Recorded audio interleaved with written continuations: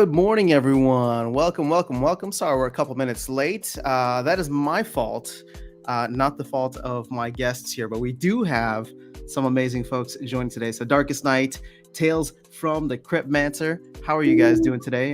Just since there's more than two people here, let me throw it to Tales first. How you doing, man?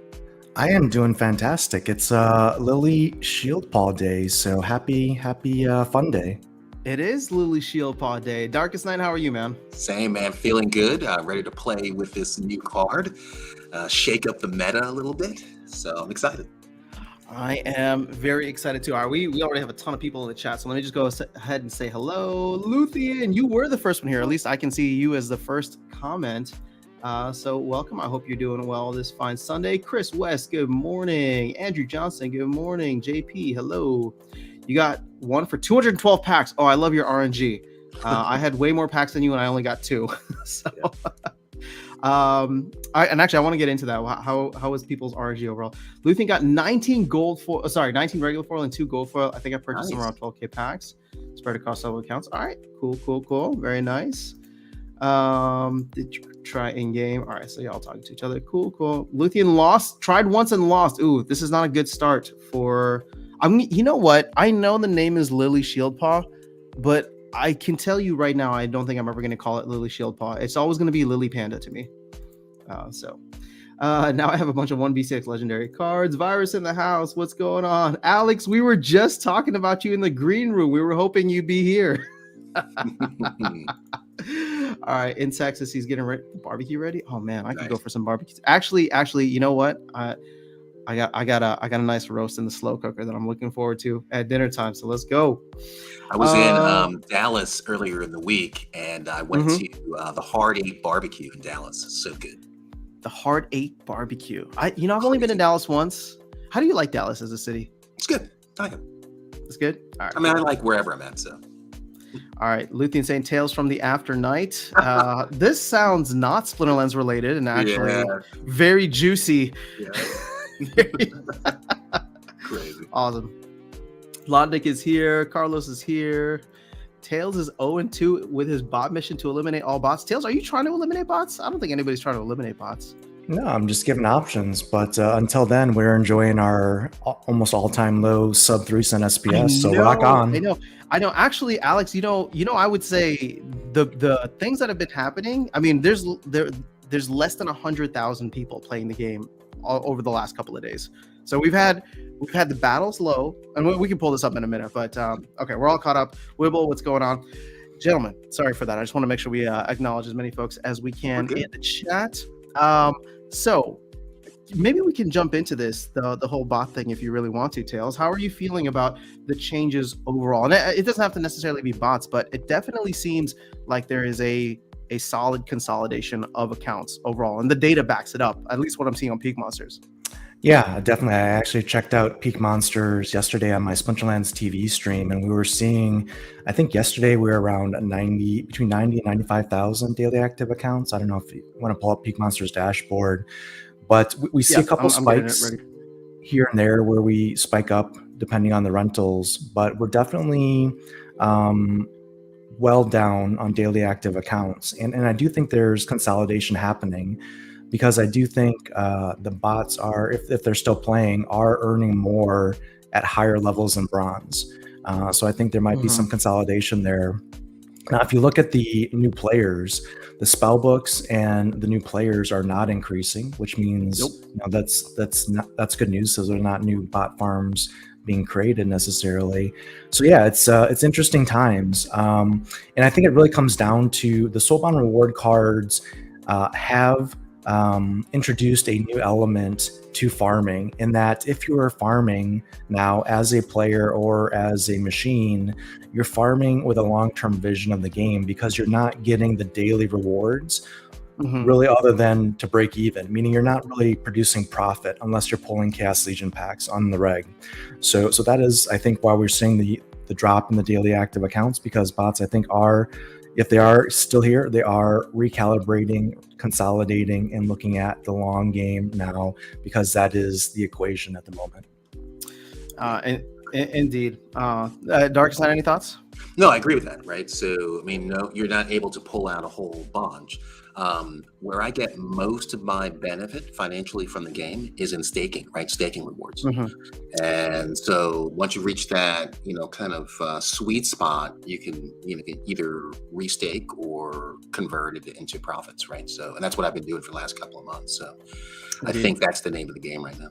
I mean, let's just look at the visual analytics of this. I mean, for the past 6 months, you can't tell me that since the implementation or around the time of the implementation of soulbound reward cards, that this dip here is not significant. I think it's very, very significant.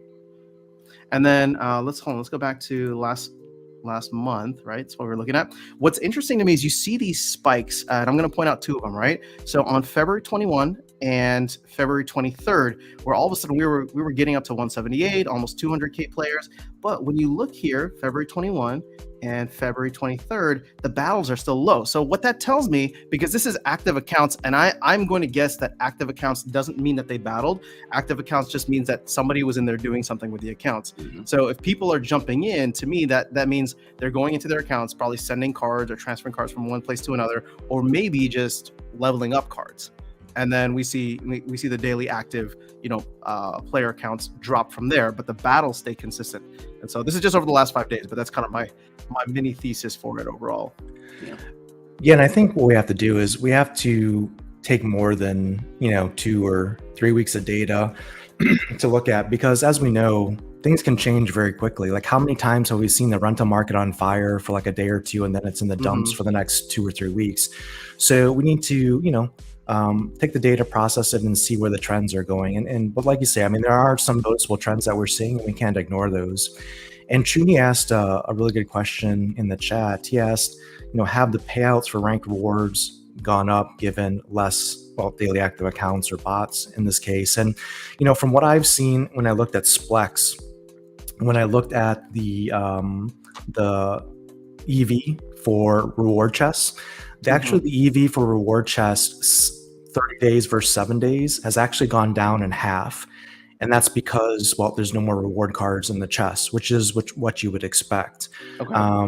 So the actual value of the chest has gone down, but it's really too hard to determine if the value of the SPS or the amount of SPS in the chest have gone up since the change. What you can do is, if you look at the other Splex tool, which shows you the reward pool averages, and that'll show you what's left in the reward pool based on modern and wild, and you can see the details there, is probably the best way to compare and contrast the SPS payouts specifically.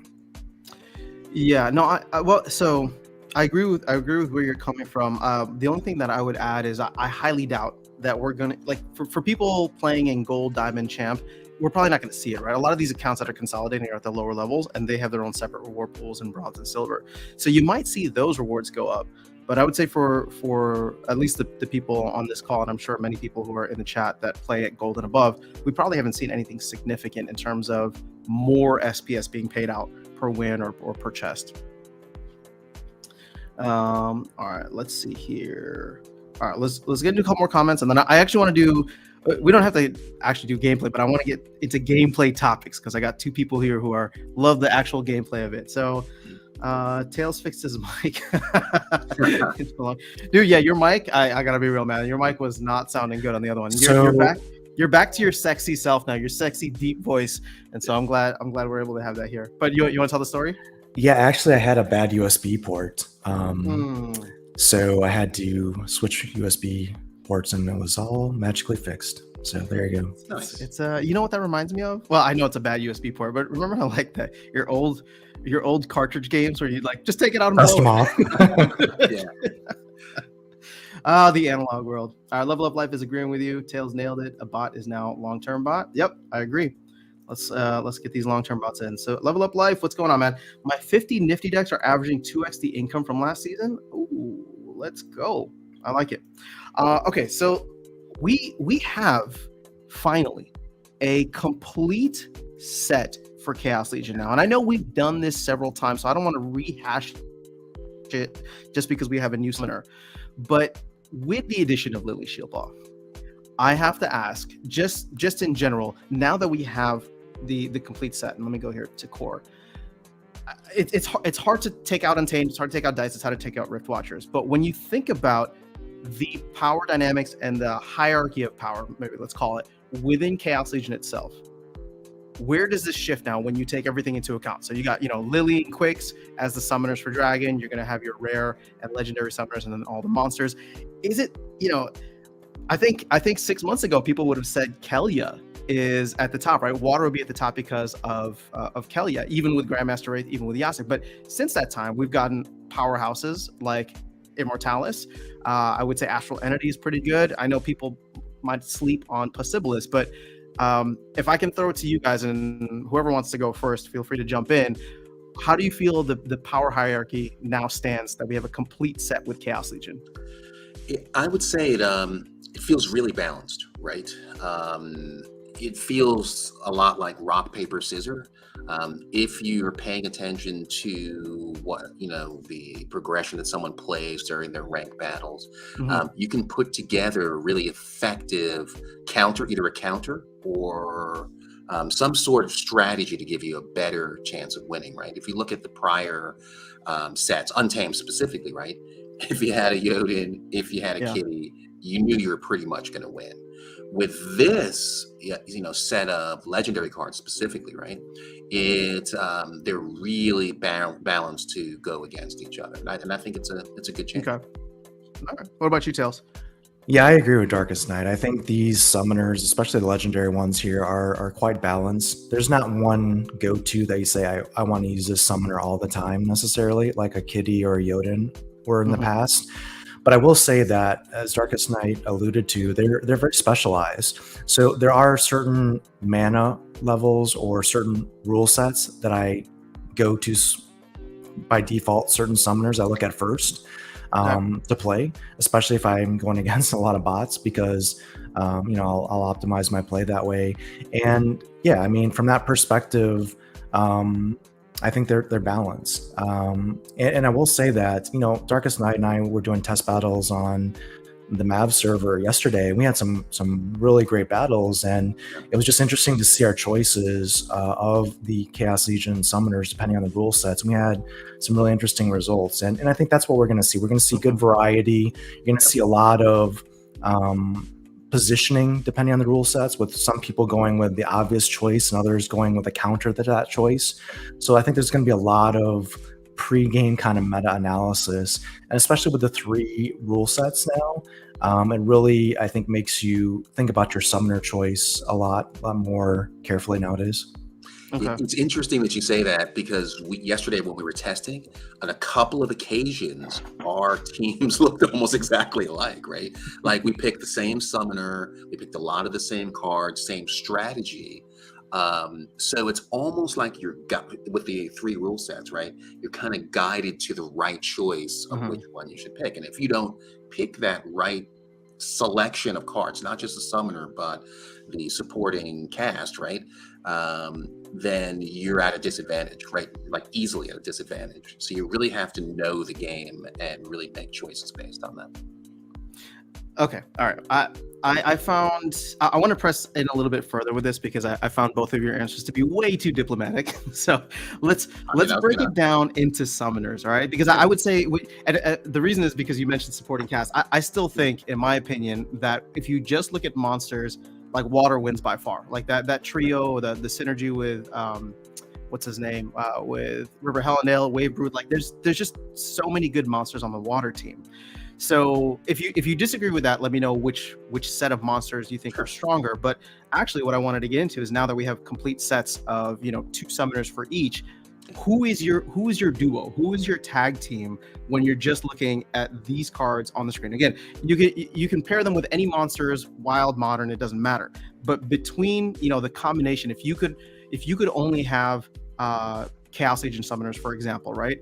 For a lot of people who are in the game now, or maybe coming into the game very soon, what my question is how, not necessarily how would you rank them, but like, who are your go-to, because they provide either the most power, or they provide the most versatility or diversity of kind of abilities that man, if I like, and let's take this with like the arena run thing that Weirdbeard has talked about on Walking Keys and Gang's channel, right? Like if you had to go with a pair of summoners, who's your tag team?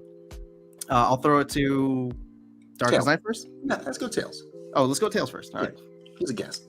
Yeah, I mean, it's an interesting question after sound. For me, like you mentioned, the water team just inherently in Chaos Legion is so strong with the synergies and the cards. And Bakir is just a game breaker in my mind. It's just so good. Mhm. But when I look at these summoners, the summoners that, if you take Lily out of the equation because she's so new and we could really, maybe can't say for certain where she'll play, but I think we kind of know. But for me, most recently, like say in the last, within the last month or so prior to this, I would have said Yasik and Wraith would have been my go-tos. But now, honestly, I'm feeling Immortalis.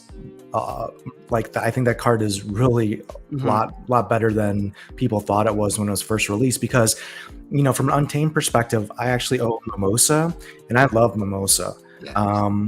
And with her going to Wild soon, Immortalis is a slam dunk. Darkestnyte can tell you what I did with Immortalis and some double silences against some of his teams. And it's so good. And then you've got the Shatter. When you combine Shatter with like a double strike, monsters that Earth has plentiful copies of, you can really just do some really nasty damage. So I do like Immortalis. I honestly have not played with Astral Entity enough to really say how good it is. I know with cards like Nightmare and some camouflage and stuff, you can do really well. I would say that the card for me that is more situational than anything is Possibilis. It can win for sure, but it's just a little slow.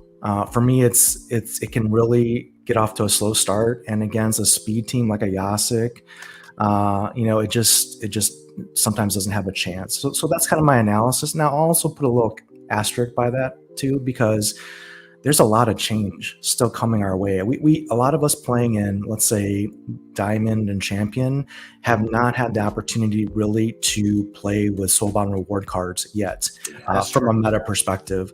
So we really can't say for sure how some of these summoners will react with some of the new abilities like Weapons Training and Martyr and some of the new cards. So I think this book is yet to be written.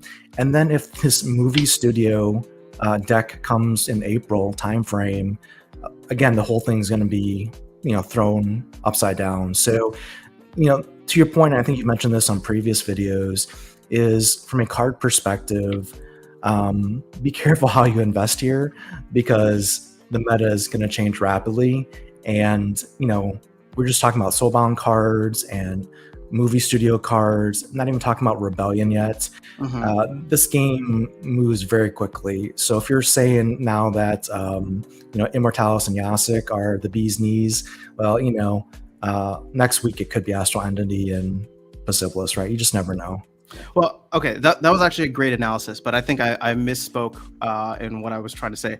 I think you picked like Yasik and Grandmaster Wraith at the beginning, and my whole point was if you had to pick a splinter based on the two summoners it has, right? So if you're picking Yasik, that also means you're picking Tarsa. Like which splinter has the most powerful summoners just within Chaos Legion? And again, I'm saying you can use it with whatever monsters, and I know that the balance of power will shift time and time again, but just between the two summoners here, two summoners for each, which would you pick? Yeah, honestly, it's hard because I don't use Tarsa on my main. I don't even have Tarsa on my main. I don't have General Sloan on my main, so I don't even use those summoners. So for me, but that matters. I think that's important to know. Yeah, but certainly Fire and Life I use to win in Modern, but I use Wraith and Yasik when I play them, and I don't usually play them in low mana matches. Or if I play them in low mana matches, I'll use something like Lorna for Life, and for Fire, I'll use something like Skargor or Quinn. So fair enough. Okay, what about you, Darkestnyte? Earth. And I know it's shocking to hear me say that. I know, Yeah, but you knew I was going to say that too. So yeah, Earth. I mean, but it does say a lot about how powerful Immortalis is, and actually how powerful Obsidian is. I mean, I know Yep. +1 magic might seem so overdone, but at the same time, it can come in handy in so many situations. Now, to both of your points, when I asked the first question about balance, right? I think what's interesting to see here is you can kind of see that the market has balanced everything somewhat accordingly. And I'm gonna take out the dragons. Actually, whatever, that's fine. We can leave them in. But I'm gonna take them out for the purposes of this. Now, I would say between all of the Chaos Legion rare summoners, so just these guys, Yeah. right? It's clear that Kelia was the top and has been the top for a very long time. And then when you talk about balance, Possibilis is actually the worst when it comes to the legendary summoners. So you have a nice balance there.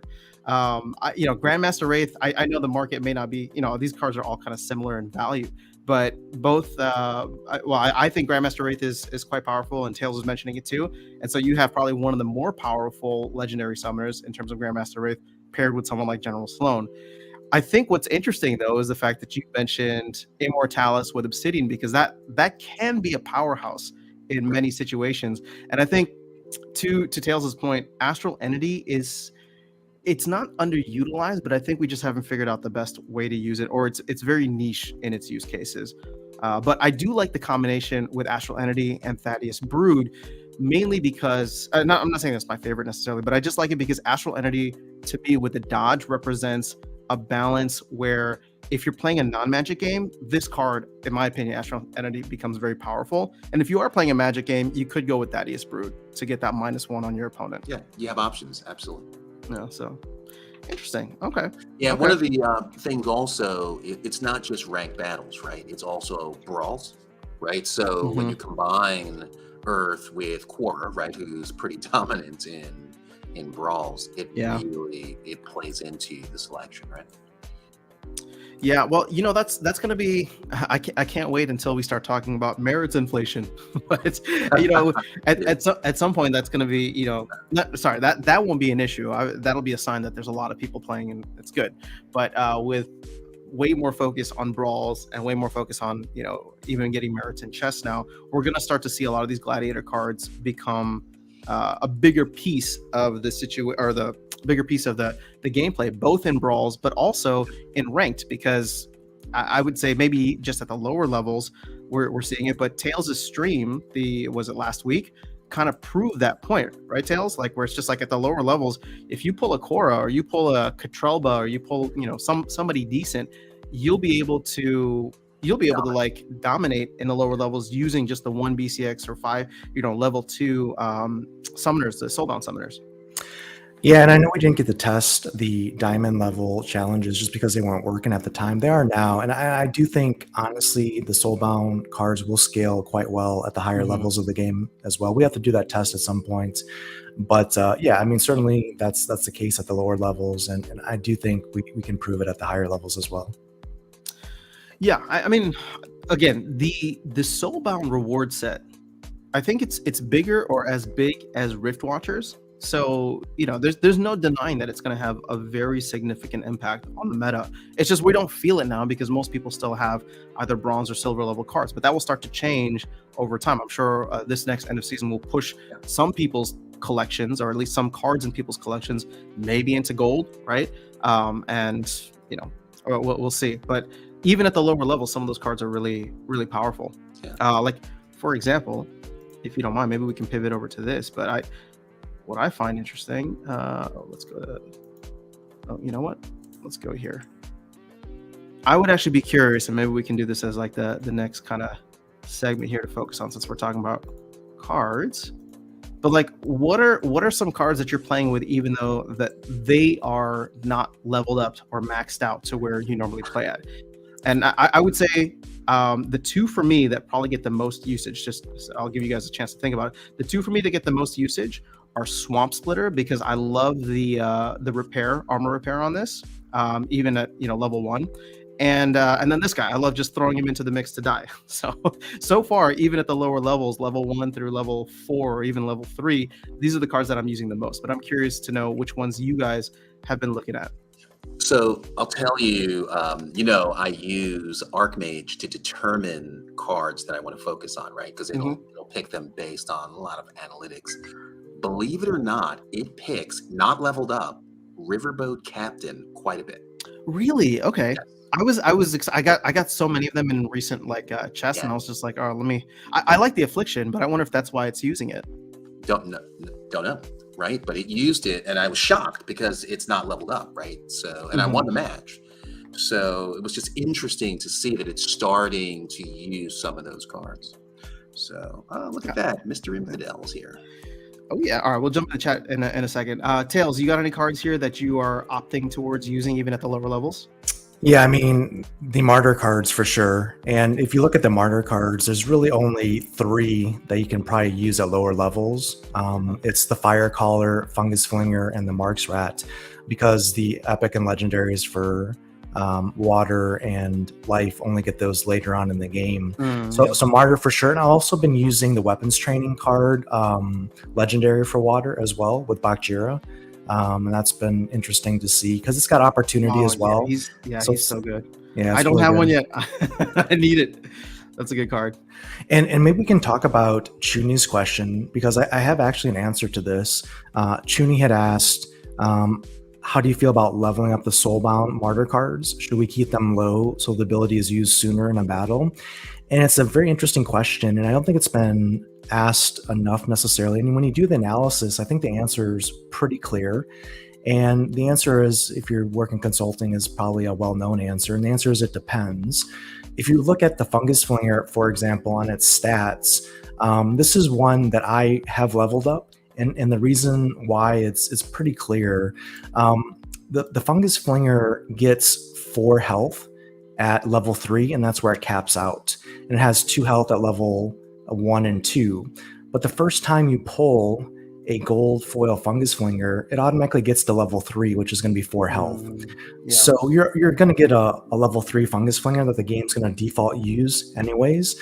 So in my opinion, you want to level up your regular foil Fungus Flinger to get advantage of the blind, as an example, because the health is going to be the same no matter what. So you might as well get the extra abilities and eventually the extra damage and speed and affliction and stuff. So for the Fungus Flinger, I definitely recommend leveling that up, because you will eventually get the health whether you like it or not. Now the fire one is similar as well. The Fire Caller, if you look at that, when it gets a gold foil, its health is at 4 across all levels. So there's really no disadvantage to leveling up the Fire Caller. You might as well go for the extra damage and the extra abilities.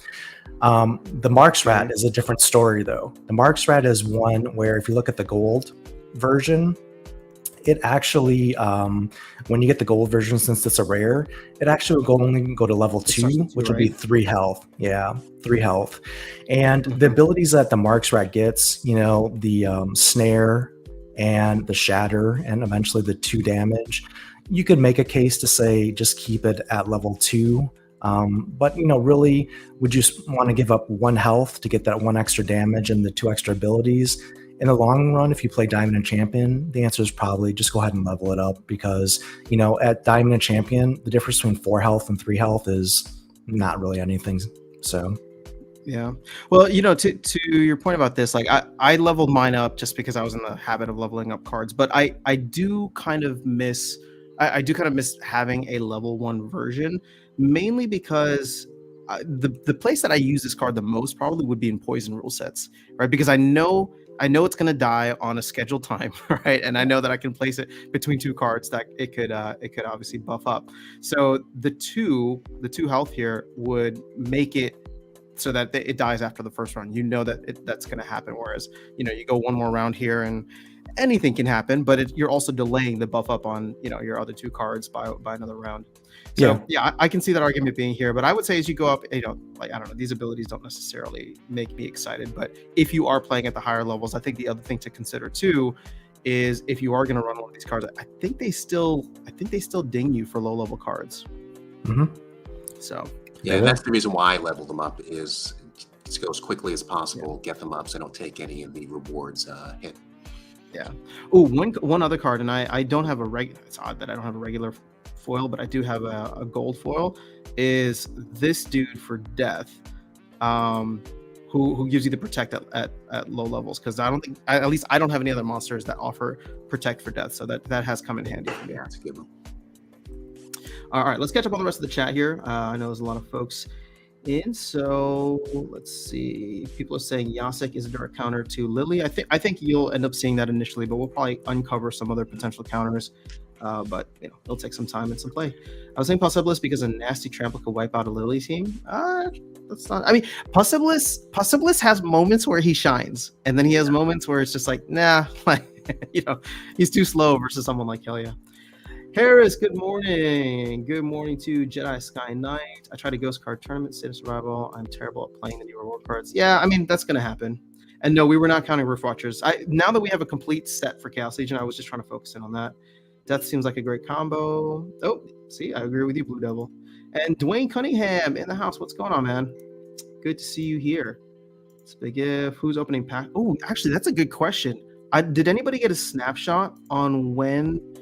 like where we were from a packs open standpoint yesterday to where we're at now? That'd be good to track. I find the longer you wait, the better RNG gets. I could be wrong, but from pack openings I've seen, the later ones are always better. Firecaller, cool. Mark's Rat for the win. Mark's Rat Quora in 19 mana game. Yeah, that's actually pretty good. Pretty good. Yeah. Just from some game standpoint, pieces, I'll just share some information that I've seen interesting in some battles recently. So one, an interesting counter to the Lily team that uses Almo, and Darkestnyte used this effectively on me yesterday, was, man, Phineas Rage at high levels with Oppress just melts Almo, because he just does so much damage already, and then double damage with Oppress. That card is just choose through Almo in like 2 turns, and he's so fast. Phineas is so fast that Almo is really not going to dodge either. And if he's coupled with the Osik, it's a done deal. So that's definitely a good counter for fire if you're expecting an Almo up front with Lily.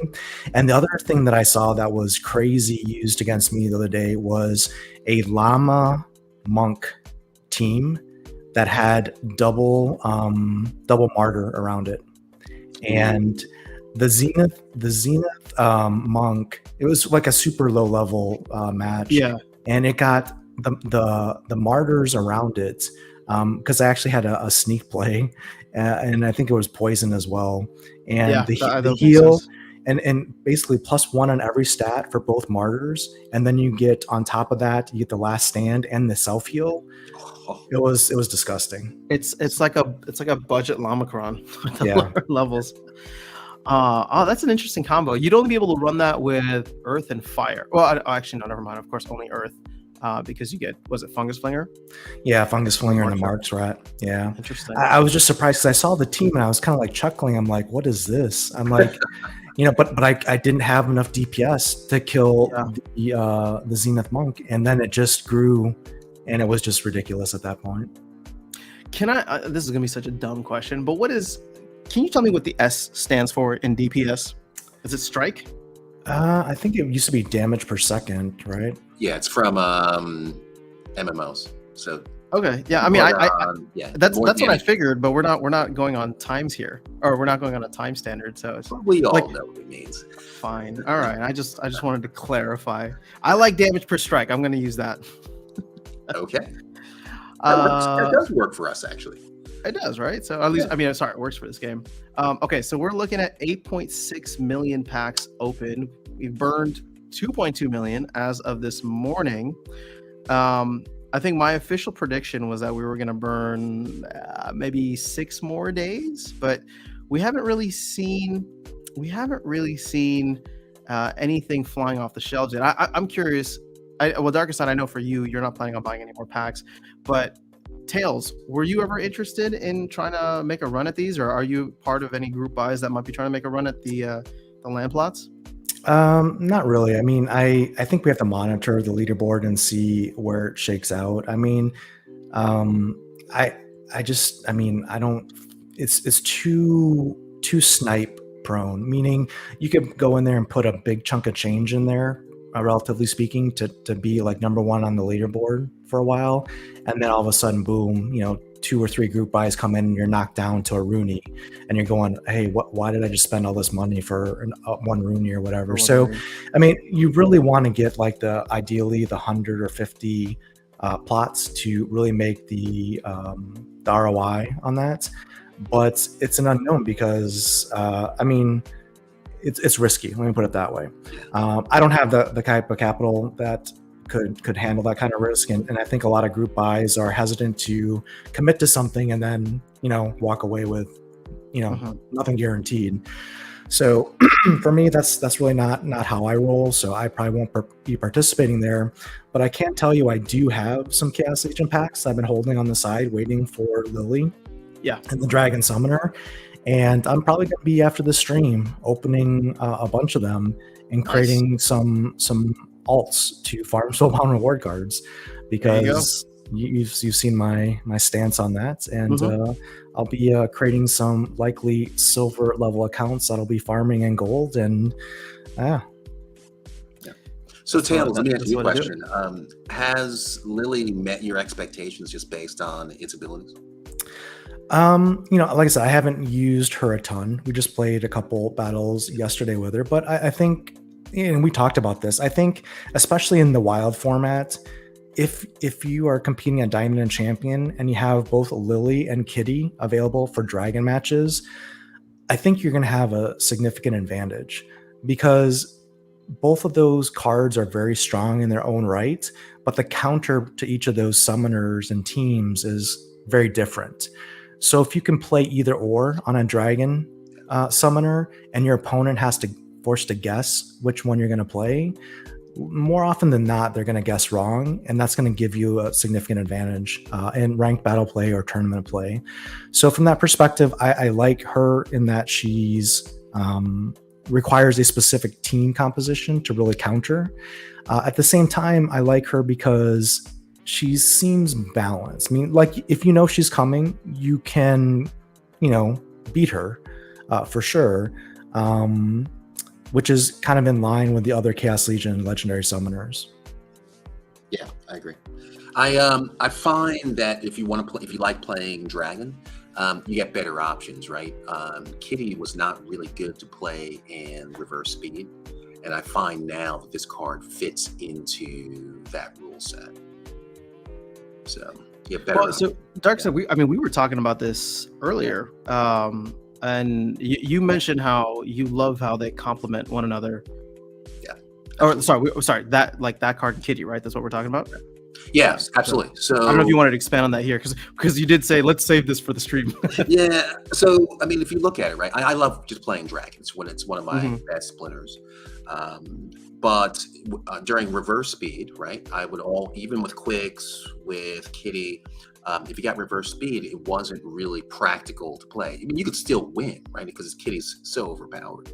But the reality is, that it's not the best selection. And now, again, I can play Dragon. I can have the flexibility of picking multiple splitters, but not taking the negative hit from the reverse speed. So I think it's just really good, right? Again, gives, as Tails said, gives me many more options to be competitive in a splinter that I prefer. Sure. Yeah, well, that makes sense. I wanna circle back to something here, because we were talking about using Almo Cambio as a potential tank for Lily. And then obviously Tails shared one of his experiences and how you can counter that. So, when I think about the cards, and I'm just going to look at kind of like the Chaos Legion set here. When I think about like the cards that can and maybe will be used as main tanks, like at the end of the day, like Coral Lurker, Aggro Longtail are still one of the best cards in the game, but they already have the taunt ability. So it's kind of a moot point to throw Camouflage in. So I'm just curious, obviously not in practice, but are there other potential cards here that you're thinking about or planning to give a try in terms of using those as pseudo taunt tanks when it comes to Lily? For me, I look at someone like Uriel and I'm just like, well, he makes sense. He doesn't have taunt, but he can take the damage. He can self-heal. You can protect him a bunch of ways. But I'm curious if there's any others that you guys have been looking at. or maybe Yeah, I even mean, tried. Lily's a direct answer to Fury and Taunt, right? It's how the meta evolves, because what Lily is a soft taunt, basically, right? So Mhm. it makes you taunt with a tank that doesn't have taunt and can't be affected by Fury, and that's the strength of the card. So cards that come to mind that would work really well would be Robo Dragon as an example.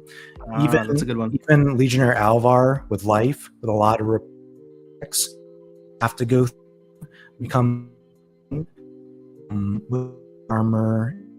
People want to cleanse in there obviously too, so you can really build some teams that before people with sneak or snipe or scattershot can still get around it obviously, but the sneak and the snipe teams could just avoid, and now you can't avoid it, and that's the strength of the card, honestly. Yeah, I actually I haven't thought tried about using, Legion Alvar.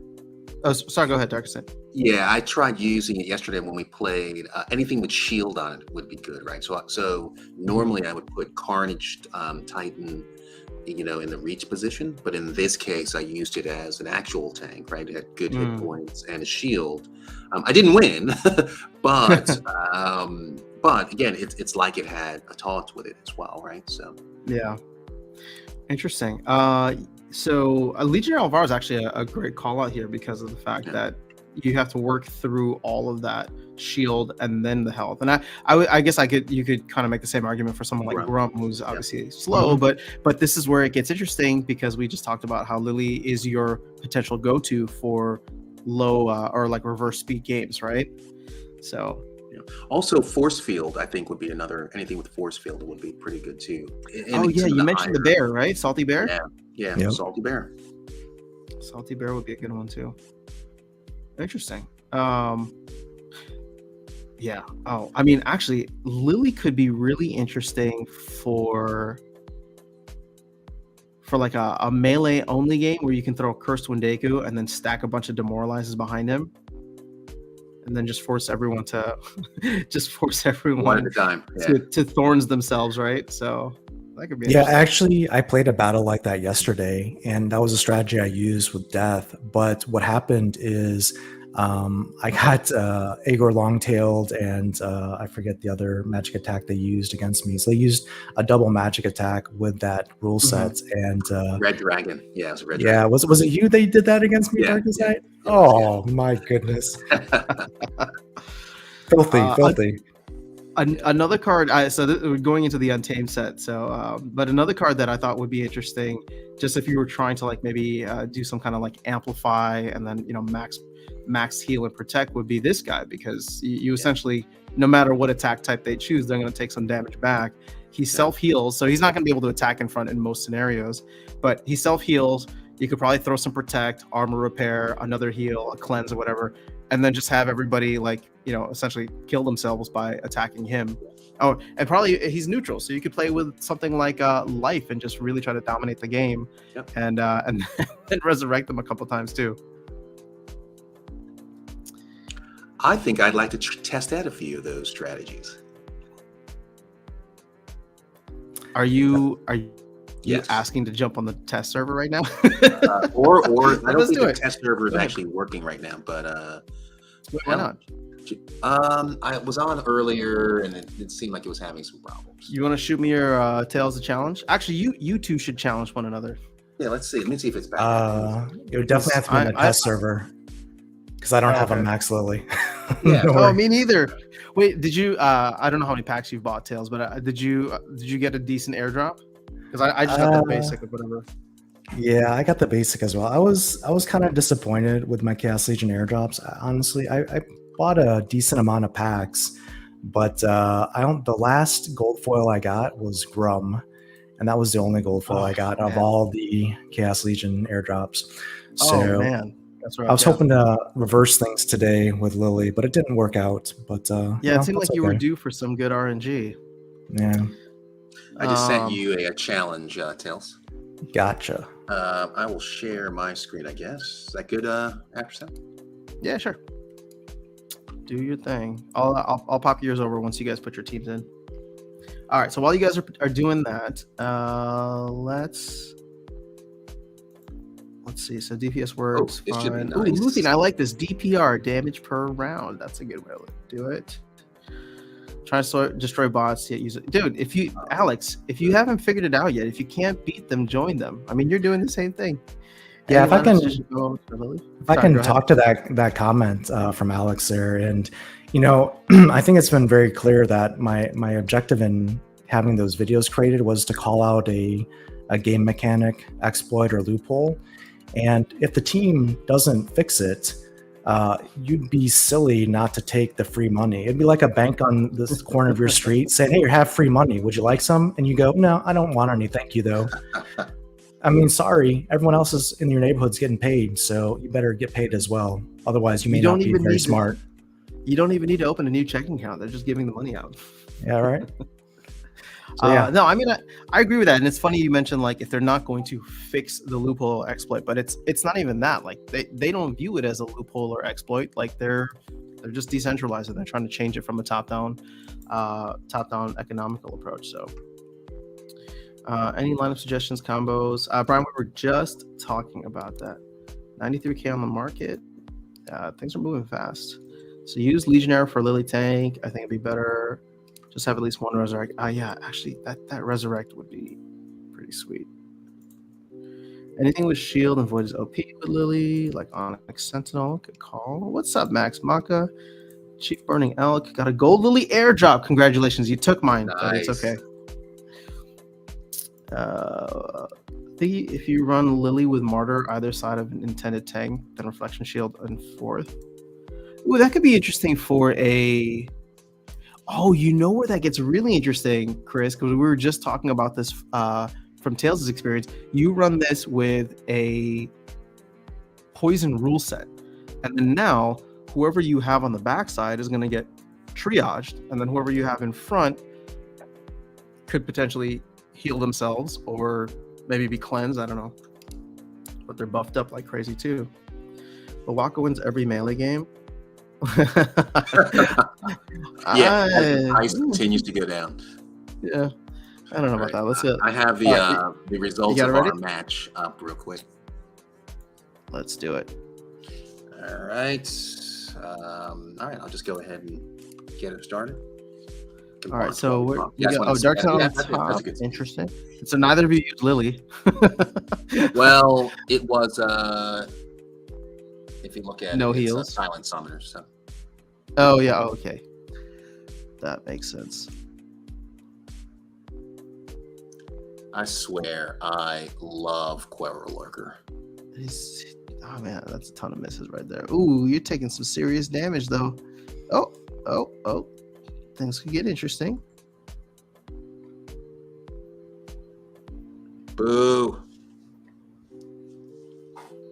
No, nothing's going to trigger the force field. Oh, you're going to have to deal with Last Stand. Yeah. This could get interesting because I think that stun was huge. Yep. Yeah. Oh, damn. Yeah, that's crazy. This is solid. I don't know. I actually have no idea where this is going to go. I feel like Tails is going to like Dark Horse it. Yeah, because it's going to do work. Yeah.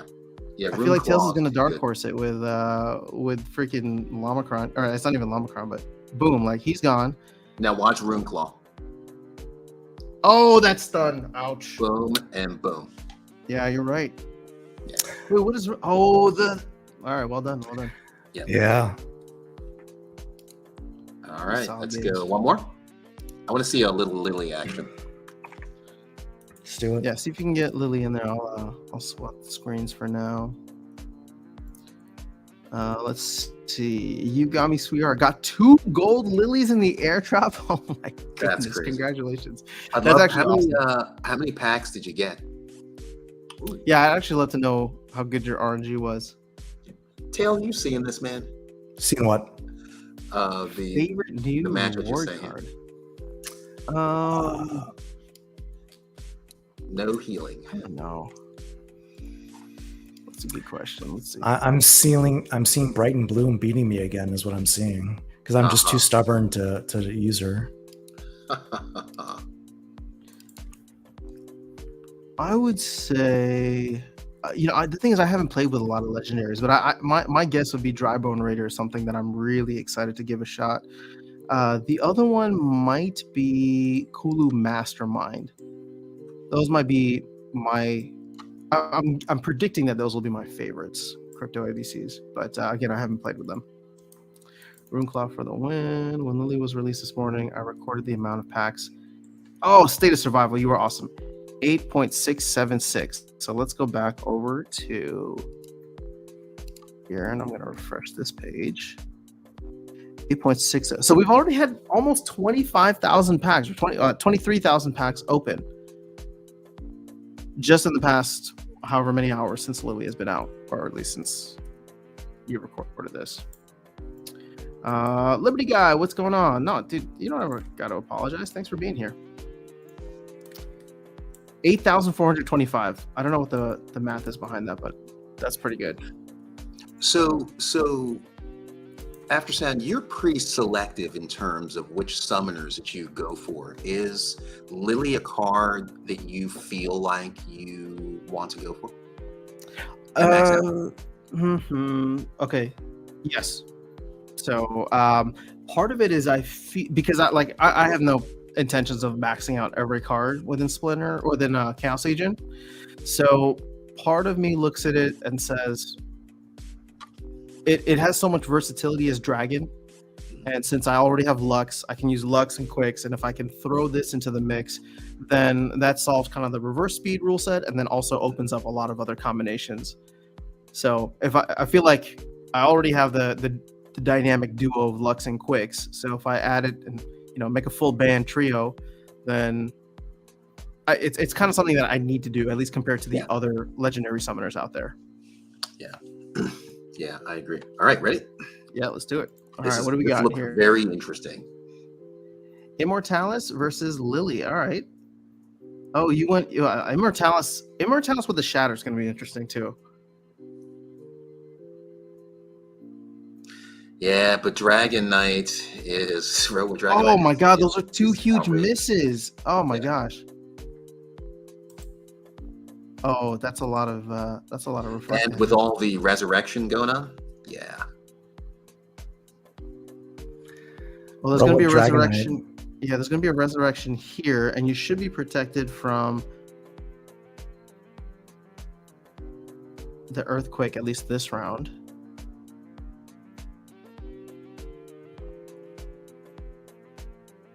All right, so resurrection. You just lost a flyer. Another resurrection there. Oh, dude, that Shatter is brutal. Oh my gosh. I think we're going to see the power of Lily. We might see the power of Lily. Man, we haven't even seen Cornelius come into the mix yet. Oh, actually, it's not even going to matter. You're going to have... what's his name? Almo's just going to die from Earthquake. And Tails has a flyer. That's crazy. Oh, actually... Oh, no. Actually, it doesn't even matter, even if the reflect damage comes in. Tails got it. Well done, Tails. Yeah. Thank you. Nice. Robo Darkestnyte tanking like a champ. Man, so well, there you go. You called Robo Darkestnyte as being awesome. I wanted to see Cornelius in action, but you didn't even need to get there. That was pretty good. That was that was a tough match because Darkestnyte ran Shatter and we had Earthquake, and I didn't have really any flyers. So I'm relying on repairs and resurrect and self heals to take me through. So solid. Yeah, one less resurrect, and I think that game would have been a little bit different. So the power of resurrection. Joffrey Jones gets 3 gold foil. Yo, this is happening. So first of all, congrats, Joffrey. But man, the people getting 3 gold foil legendaries in a chest, I feel like that's happening way too often. I got 2 yesterday. You got 2 gold foil legendaries? I got 2 gold foil Drybone Raiders. Wow. So congratulations. Level 3 right now. I'm not jealous. I'm not envious of you at all. No, that's awesome. So what? That's 2 is going to be what? Gold level? Level 3, yeah. Yeah, so okay. I think Lily is OP. Though I did think everyone got triage, but it's still good. For me, Lily seems underpowered. Are you guys doing another one? Yeah. All right, I'll hide your screen for now. Record the number at 507. Okay, cool. Thank you, State of Survival. I will keep track of that. 8.676. Can we get a zoom in? Sorry, Max. Oh, well, I think Darkestnyte would have to zoom in on his computer. Yeah, it's on me. Next time. Snipe. Somebody was desperate to max out a Lily card. Oh, did the price just jump? I don't have a max copy yet. Do all the cards have camo with Lily, or just card in second position? All of them, even the one in the first position has it. But it does. But that doesn't matter. Yeah, so camo's given to everyone. But hold on, let me go check the market. Oh wait, you guys, your battle's ready? Yeah, this should be interesting. All right, can you zoom in a little bit? The control house wheel. Yes. Hold on. After the next game, I'll do. All right. All right, interesting. No Lily here, but we do have a Battle of Life. Oh, low mana battle too.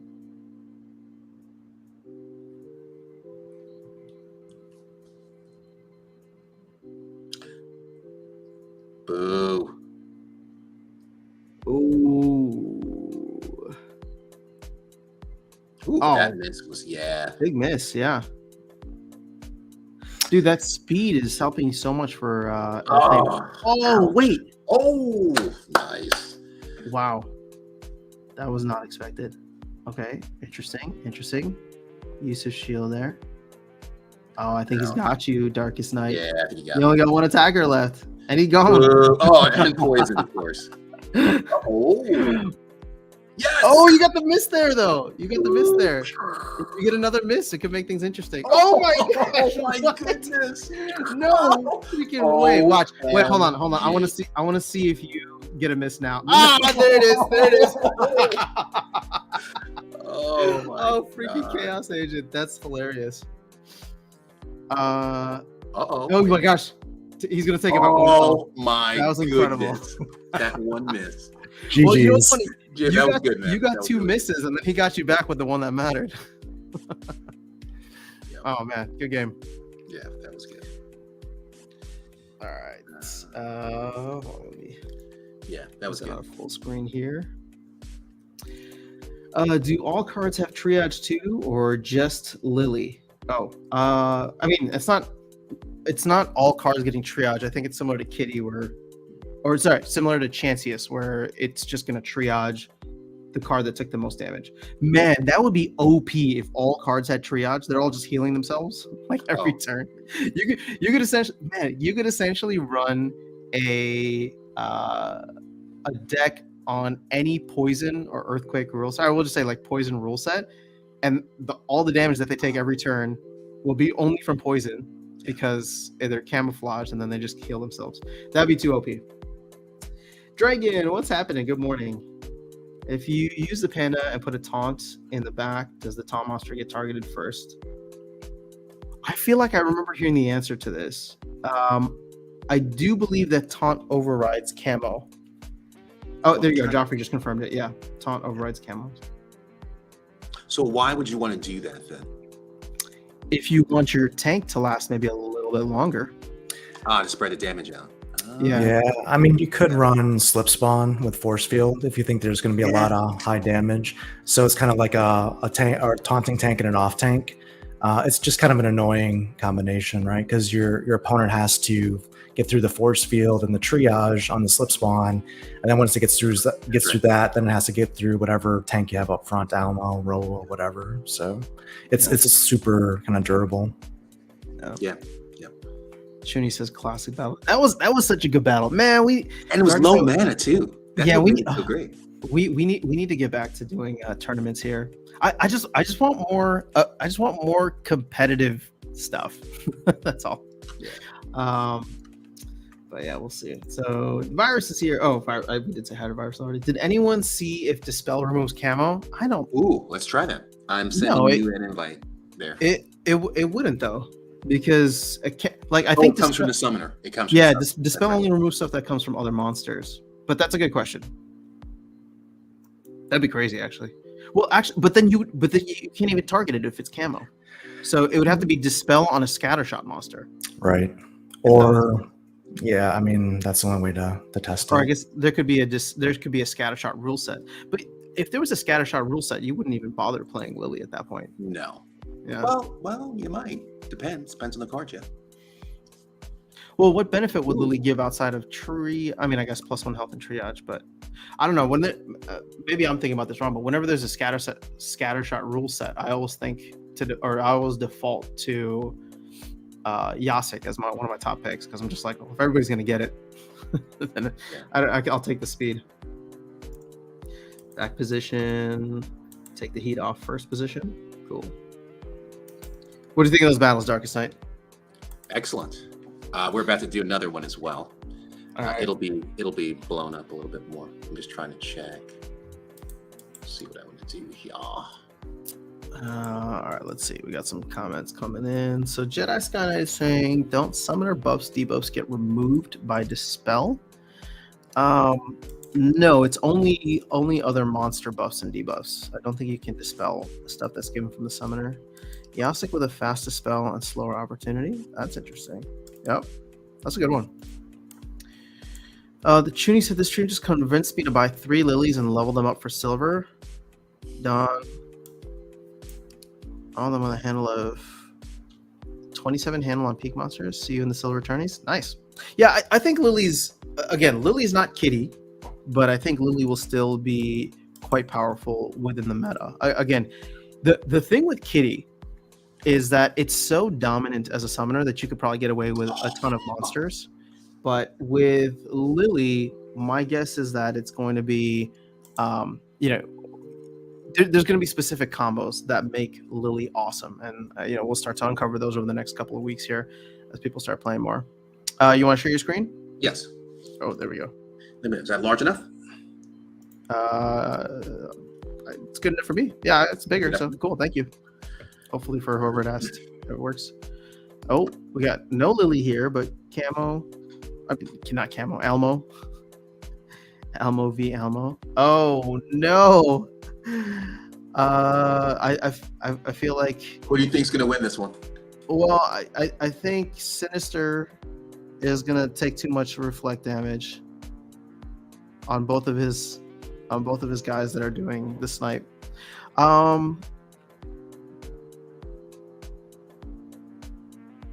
I don't know actually. This might get really close. Everybody's just taking magic reflect damage.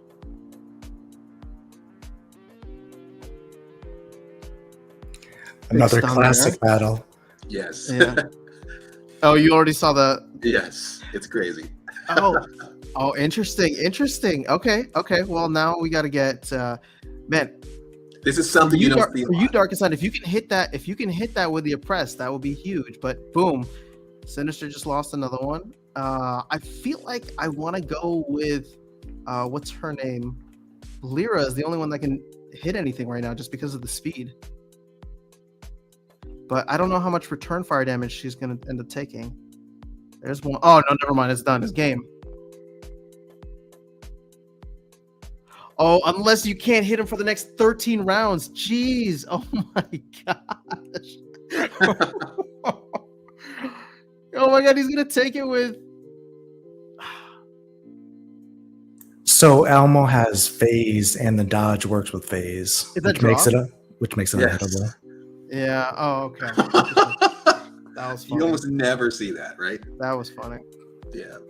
I was wondering if the fatigue rounds would hit you first because his Elmo was at a higher health, but it just got to the point where it was taking everybody out. But we're really here to see kitties. I mean, not kitty, Lily. So we're gonna keep going until we get one. Okay, hold on. Let's see what else we got. As long as the buff doesn't show up on top of the monsters, it isn't considered a buff. It's more like an innate ability. Interesting. All right, Crypt IBC. So you guys maxing out cheaper war cards to eventually stake on your land? I haven't been. I mean, I have some, but do you have any land, Tails? If you're willing to share. I do. Yeah. Yeah. Have you claimed it already? Nope. Darkestnyte, I was. Oh, sorry. I was just saying, patiently waiting. Yeah, same. Darkestnyte, on the last stream I was on, I was asking people, and I put a video for it too, but there were people interested in like doing their next claim together, just so that we're all in like the same tractor region. So I don't know. I figured you might be interested in that. Tails, obviously, you're invited to if you want. I don't know when it's going to be, but I only have 2 plots, so at some point. Yeah, I have 2 left, right? So I just want to be your neighbor. That's all. Is that let's cool? do it, man. Neighbors. I figure when we get closer to the volcano, since that's where everybody wants to be, we can run it like that. Absolutely. Lily is one of the best summoners out. He can't hit. Joffrey, why do you say Lily's one of the best summoners out? I would like to know. Beginning to think I should have purchased 9 lilies. I need to max out when they drop. Oh, they were $22 this morning. Oh, I missed the dip because I was sleeping. They will go back down. Yeah, $22. That's I feel like that's a good deal. Not financial advice, but yeah. Region 69 for the win. Dude, that one's gonna get scooped up so fast. All right, this should be interesting. Let's actually see where the market's at for Lily right now. Oh, Lily, where are you? Ooh, down at 27. Now I feel dumb for buying them at 28 this morning. Oh, actually, no. I think I bought them for like 27 something. I mean, they're going to go all over the place, right? So, and especially once people start using them and figuring out how. Oh, look at that. They've already jumped up 50% from this morning. There's only like 4,000 printed. We're almost close to 6,000 now. Yeah. So people are claiming their stuff. But this is going to be the rarest of all legendary summoners for this set.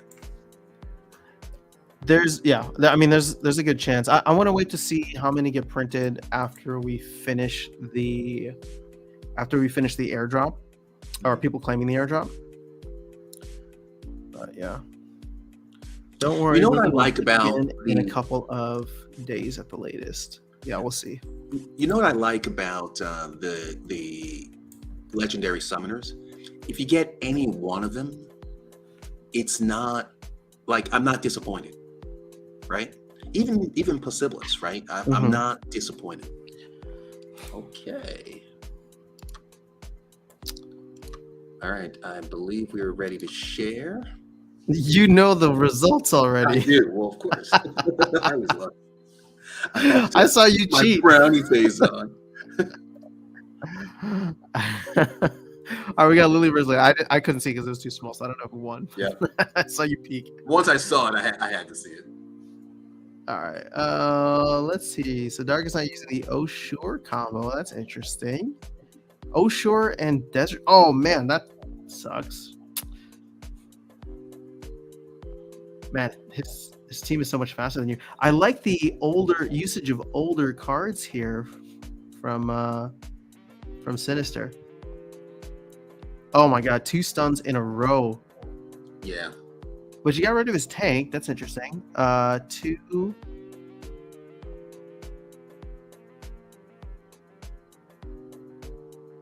There's a resurrect on each side. Darkestnyte, I'm interested to know. You really like that vampiric blossom, huh? I do. It's an interesting card that I never use. Ooh, nice backfire. Yeah, because once you hit, when you hit with it, it just does so much damage. Tails, I think you got this easily. I think so too. There's just not enough damage you can do, Darkestnyte. Oh my god. And there's my boy, Chaos Agent. Chaos Agent. Always. Oh my gosh. Yeah, well, that's just nice use of the oppress. But now the that's stun. Gosh. Stun is that stun has been just on point the entire game. Well done, Tails. Nice win. Yeah, absolutely. Thank you. That card is like one from nightmares for me. The dragon jumper. Yeah. I feel like he always hits the stun. It's just not even fair. Okay, well, fine. Not that time. You're gonna prove me wrong. Yeah, he didn't need it. When it doesn't matter. He was like taking the day off. It's fine. Yeah. But yeah, whenever I play against it, I'm not a fan. See, this is perfect Sunday for me. Playing challenge matches, new cards. Challenge matches. Yeah. Ooh. This People are going to get them in packs. More people will claim. The airdrop price will drop. Yeah, most definitely. You got me, sweetheart. Well, I don't know yet. Again, I'll let people know. We'll probably end up doing it on a live stream. But we're gonna give it some time. We'll maybe target something closer to the middle of the map. We are unofficial going for 69. Yeah, I guess. I mean, we can get it. Sure, why not? But I have a feeling somebody's going to claim the entire region for 69 when it becomes available. I still remember Biz Kitty in the low double digits. These are still good prices for Lily. No. Have Hive open too. Things seem to be popping. Wait, what do you mean? Should we go check the... All right, I'll just leave Darkestnyte's thing up. Let's go check Hive Engine. Yeah, it's fun. That looks good. I'm just gonna play something that I love the artwork on it, even though it's not effective. So we'll see how it goes. Where is Hive at? Is Hive pumping right now? Hive is at 40, or was it 45 cents? It is still at 45 cents. Oh man, Darkestnyte, if I lose this match. What are we talking about here? Yes. Okay, hold on. Oh, you like Dahlin? Oh, hello, Well, Dahlin. I love the artwork, right? The artwork is so good. All right, let's go. This will get really interesting. I don't think so. Well, you have a good amount of non oh, there you go. Nice cripple. Non-melee guys. And boom, he's gone. That's interesting.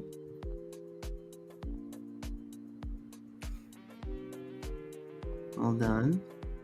Man, I have never seen anybody use that dude before. It's such an old card that I play Modern, so obviously. It's my own fault for using Grumpy Dwarf and Barking Spider. Oh, dude, the cripple is going to help you so much. Oh my gosh. Uh-oh. I think you got it. Uh-oh. Darkestnyte, did you just single-handedly spike the price of Dahlin? Wow. That was interesting. Whew. Well, you know what's interesting about this? It shows that Myler isn't all powerful. Oh, this is so dumb. I hate when it's a 50 mana game in Little League. It's just like, don't tease me. Well played, Dahlin. Oh. All right, let me see. That was good. I don't know what State of Survival was talking I about. don't want to play anymore. I want to leave on like that. Wow, mic drop. Yeah. Region 81 is the bomb. I'm way north. What are we talking about? Is this Hive related? Have a nice big bump a couple days ago. Seems once a month or two. Are you Quantum Nachos incognito? That'd be so funny. I don't think so. Sorry, I saw everything green. Here, let me share. I don't think anything's like pumping necessarily, but it is interesting to see the floor price on Chaos Legion packs jump up a little bit. JLX still below 4 cents. SPS about 2.7 cents. Are you following a lot of what's happening in GLX, Tails? Yeah, I'm definitely very interested. I actually probably will have a video coming out today talking about the GLX validator license nodes. We talked about it on Smuncherland's TV last night. We did the math, talking about ROI potentially, and did some mapping of what that would look like. It was pretty interesting. But yeah, I'm definitely following it. I'm curious to see what happens here. I guess they're saying 3 to 5 weeks is when we'll see the nodes for sale, pre-sale. I think, yeah. Well, I think they wanted to get it by the end of Q1. Oh shoot, Bitcoin is. All right, I think I'm going to transfer some more Bitcoin in here. This arbitrage is too good to take advantage of. Too good not to take advantage of. Bitcoin's trading at 23,100 right now on other exchanges, but it's trading for 23,800 there. Wow. Very interesting. Yeah. I don't know. Whenever there's something there, I'll usually try to transfer in and then like buy SPS or something with it. Yeah, and Chuni mentioned on stream yesterday we saw interesting Archmage action here on price action. The Archmage regular token was selling for $883. What? And it was because they had some bots going and doing wash trading, selling the token. You can see if you look at the sales history, selling the token back and forth to itself for like $1,811, buying and selling to themselves, and just setting a crazy floor, hoping somebody would jump in on it. Yeah. Oh, interesting. You'll see it right there. We can see who the yeah. It's towards the top. It's the Siberian and the Smirk says. Yeah. If you look at Siberian sold the token earlier in the day, or I think, sold it and bought it and then resold it, and they bought it back from themselves. So it was just really interesting. But this is like, you can't choose to buy a more expensive one, right? Don't you just buy the cheapest one on the market? Well, it depends. So Smirk went and cleared out all the inventory. Interesting. Okay. Yeah, so to artificially pump the price. So like if, for example, you're a new player and you're using tribal decks and you maybe confuse Archmage Alpha with this Archmage token, and then you maybe just hit a buy, just doing silly stuff to see who might get screwed by it. And it's bad news. So always do your diligence and be careful out there. So can we get a preview on your thoughts for the validator node licenses on GLX? Is it going to be worthwhile, or are you not going to chase it? Unless something drastic happens with the price of GLX token, no, I'm not going to chase any nodes. It just doesn't make sense financially. Because remember... Go ahead, sir. I was going to say, one of the main drivers of value for the SPS license nodes when they first came out was the inclusion of the vouchers in the ROI. Because remember, vouchers were a much higher price when those license nodes came out for SPS. Yeah. So a majority of your ROI for the SPS license nodes came not from SPS, but from the vouchers. Yeah. But the GLX validator license node has no GLGT or voucher component. So it's it will. We just don't know how much. I think Aggie said it's going to be less than the 10K. Yeah, but it's nor listed anywhere in the current node details. So we can't calculate that in there right now. So if you're just calculating it purely on the GLX airdrop, and especially with and I gave you a shout out on Switchlands TV yesterday. Oh, thanks. I'll have to check it. Yeah, it was your hypothesis or guess on the number of validator license zones that would be airdropped. So taking that into account, plus the number of validator license nodes that would be sold, you can kind of calculate the equation on what it would take to ROI within a year, and what the price of GLX would have to be, or you can backwards calculate either the price of GLX or the number of GLX tokens airdrop required to break even in a year based on the current prices. And that's what we did yesterday. And I'll probably clip that and post that later today. Okay, cool. Well, my prediction was what, 5 to 1? Yeah, I think you predicted 1,000, right? 1,000 nodes would be airdropped based on the pre-sale from SPS being 2,000. Yeah. Because then that would get us to tranche 1 if you're lining it up evenly with Splinterlands nodes. Correct. But I don't know, man. They haven't shared any other information about that. I wonder if they're trying to figure it out. And then I saw Gene Pool in the Discord talking about how he thinks there's going to be a proposal to decide how many, or like what the ratio should be. And what's interesting is now anytime Gene Pool talks, I listen. Not that I didn't listen before, but it just seems like he has a direct line of communication to Matt. He's always talking about it. He's just like, yeah, it's like stuff we're talking about. So I'm just like, I don't know what he's hearing, but if he's saying that there's going to be a proposal, it seems like there's most likely going to be a proposal then. Sure. Yeah, and one of the other things that we did is we tried to kind of predict what the GLX token price might do. So we looked at, on stream yesterday, we looked at the like if you wanted to sell out pre-sale based on the current token pricing, how much GLX would have to be burned to get the GL USD. And I think, and then we looked at the liquidity pool volume of swap GLX for Hive, as well as SPS GLX, looked at the volume of those liquidity pools and to see what the deficiency was. So it was interesting. The deficiency is on pre-sale would be 27 million GLX would either have to come out of unstaking or come out of liquid GLX to sell out the pre-sale. 27 million. That's a lot, and that's zeroing out the existing two liquidity pools, the only two liquidity pools for GLX. So keep that in mind. No, that's a good point. There's another guy that washes money on Hive, Convic. You'll see. Oh, I have seen his username around quite a bit. This is a good question for the group here.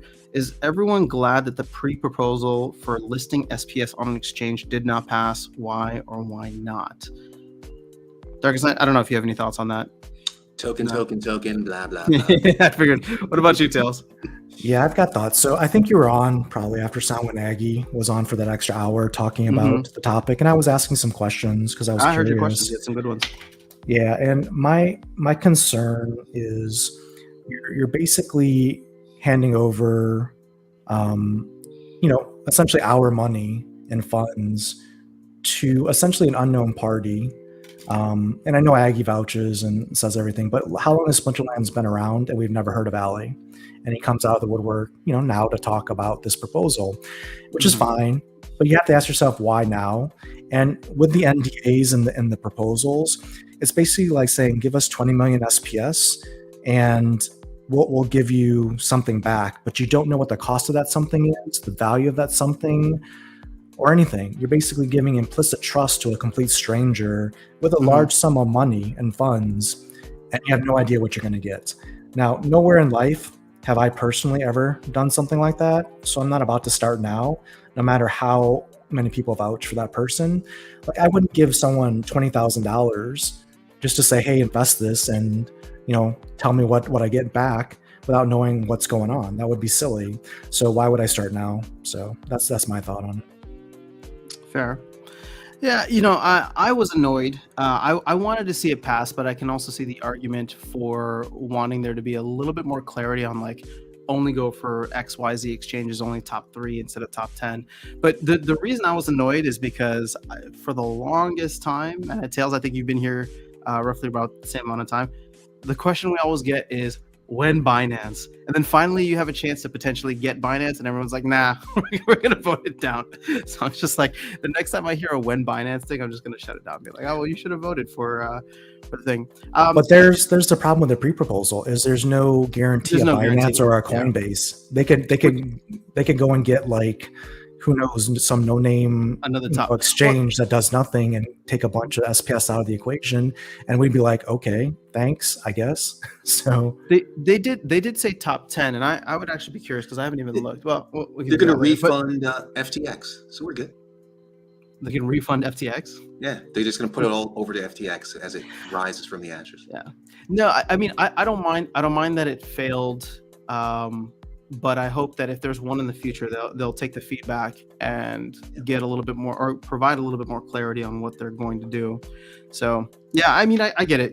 If even with Aggie vouching, people feel very protective over the funds in the DAO, which obviously makes sense, right? It does belong to all of us here in the community. Yeah, I mean, if they said in the proposal that, hey, we will get a Binance or a Coinbase or put out what the top 3 is, exchange listing, here's the funds you have to allocate for us to negotiate with, that's different than what was proposed. So if something like that comes in where they say exactly kind of what we're going to get and then what the budget is to get that, then we can look at that in more seriousness. But if it's just a blank check, I'm sorry, I'm not interested. Yeah. Status Survival saying, I think people were worried we get too many speculators as opposed to actual players. See, here's where I disagree with that. I think speculators can become actual players, but the problem is the token, right, for all intents and purposes, right now is essentially dead, right? SPS is just kind of sitting below 3 cents. And I'm not saying that I want to see pump and dumps, but you cannot deny the fact that having massive green candles will bring people into the space. Now, if they stick around or they don't, that's that remains to be seen. But I do think that Splinterlands is in a much better place fundamentally to provide a better user experience for people coming and checking out the game as opposed to where they were 18 months ago. and no cards available, no packs available, no non-card market where you can spend credits. And so I don't know. I mean, I wouldn't have minded a listing even if it meant more speculators coming in, because I was a speculator, right? And now I'm here for the long haul, and we're not going to convert everybody. But the thing is, if you don't even have a funnel and nobody's coming to check out the game, well, then you're going to get 0% of zero. So that's my thought on it. But I'm sure people will disagree. Myra's asking, are you taking into account the cost of running the validator software? I don't think you were talking to me. So in that yeah. In that analysis, Virus, we did not take into account the validator software, which honestly, if you already have an SPS validator license node, you probably already factored that into the cost of that ROI, because you should be able to run them on the same, IPS or whatever. So, yeah. Alex, I don't know what you're going on about. I thought it made sense. Maybe you're not listening. But I do agree that Coinbase or Binance would probably be the top targets. Yeah, I would say Coinbase for sure. Most people have that. Yeah, William saying, why are there no viewable buy sell orders for Hive on Hive Engine? I've asked on Discord. Oh, for Hive. Well, you have to transact in Hive on Hive Engine. So it's a weird platform, William. I mean, you can't buy Hive on Hive Engine. I don't know if that makes sense, but you just can't buy Hive on Hive Engine. Actually, that was one of the things I found had difficulty with when I first started using Hive Engine. There were things that I was looking for to help me understand what the transactions really were, but it's not always very clear. Yeah. Top 10 was my problem with it. Bottom 10 is more my type of people. We need true degens, true pseudonymous degens in the space. All right, actually, I do want to take a look at this. Let me share my screen. Since we're talking about it so much, let's look at what else is in the top 10 of crypto exchanges, because I'm sure the marketplace has changed ever since FTX went down. Wait, where's Binance? Binance is number 7? Well, there are two. There's Binance US and then Binance International, right? Hold on, this is dumb. What is this rating? Like, why is it number 1? Why is Coinbase number 1 when it doesn't even have the most volume? It's trust score. Oh, trust score. Okay, I mean, that does matter, but we want to see volume. Dude, look at this. Binance dwarfs everybody else. That's insane. It's almost like 6 to 7x. All right, so and look it's at look at the number 3 and 4 exchanges. Like, would you be impressed if we spent a bunch of SPS to get on BitGet or Digifinex? I've never even heard of them before. So no, you're absolutely right. Now, Huobi, which we are on, is number 5 on this volume list. But yeah, I guess outside of we're also on LBank. Okay, so hold on. 1, 2, 3, 4, 5, 6, 7, 8, 9, 10. All right, so xt.com is the lowest, or it would be number 10. So as of now, we are on LBank and we are on Huobi. So we're in 2 of the top 10, at least as of the snapshot today. But I agree with you. I've never heard of Digifinex. I've never heard of BitGet. I have heard of KuCoin, and I do like KuCoin. I use it myself. So I am curious. Like, I wouldn't mind Binance, Coinbase, or KuCoin. But all the others I haven't really heard of. So actually, I'm sorry. I have heard of OKX. But I've just heard of it. Yeah. I think you need to sort on 24-hour volume without the normalized. That'll give you probably a more realistic view. There we go. It's interesting that LBank is so high, but I wonder if that's just bots trading back and forth with one another. Coinbase is down near the bottom. What? Well, it is interesting to look at it from all of these different perspectives. Let's look at monthly visits now. All right, so you got Binance and Coinbase at the top. I've heard a lot of good things about Bybit. Huobi and KuCoin. Huh. Interesting. Okay.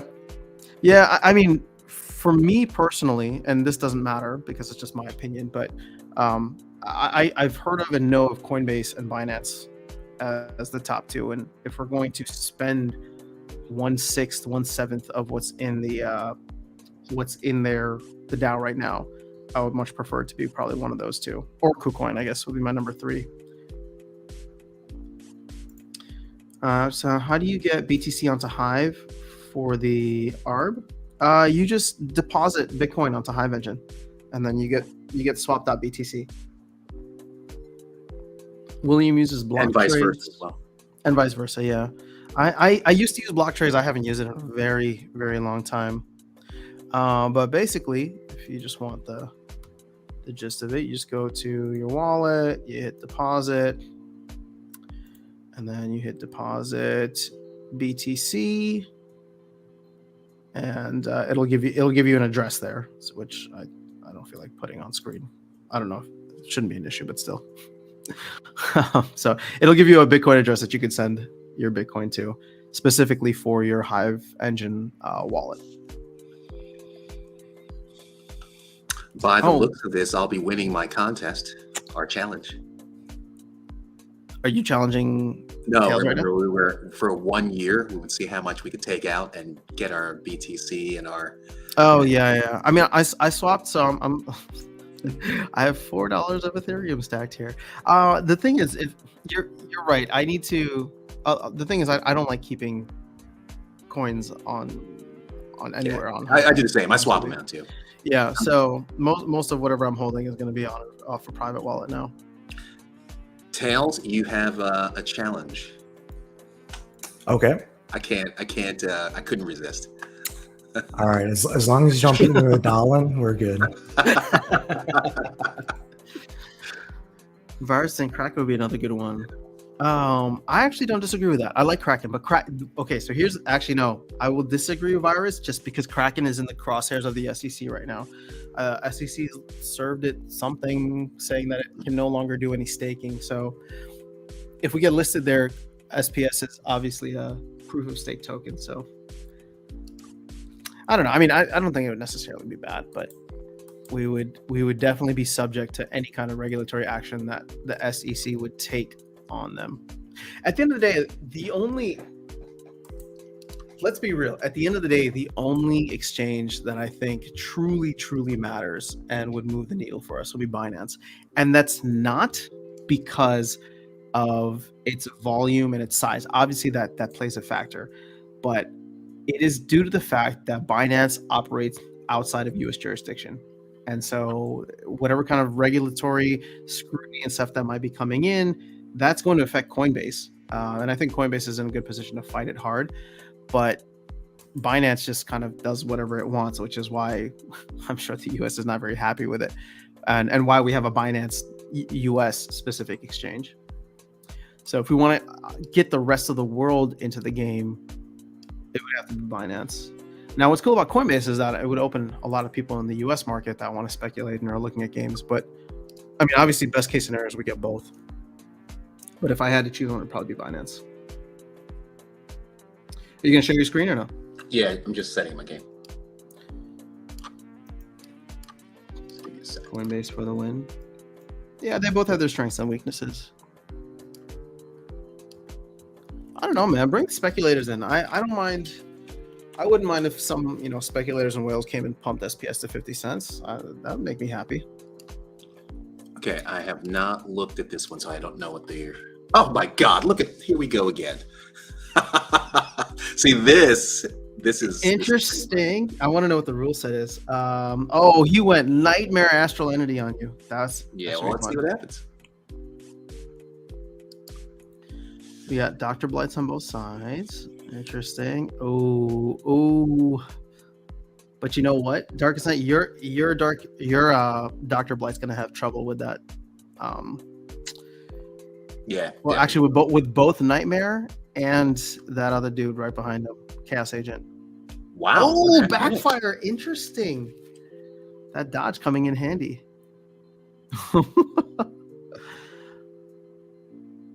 Oh, this could get real interesting. Oh, but you have a snare. Or sorry, not you, but he's got a snare on you. Woo. Okay. Resurrect. Whoa. What the hell? What are they doing up there? Look at that. We're getting crazy with these battles. Oh, he get resurrected on top. What of is him. happening? Somebody clip this and send it to Nate.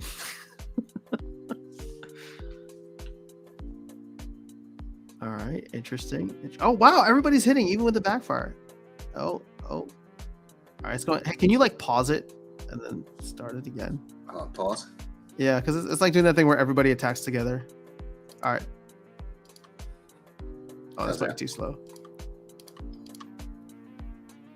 There you go. Should be normalized now, hopefully. Wow. Kill.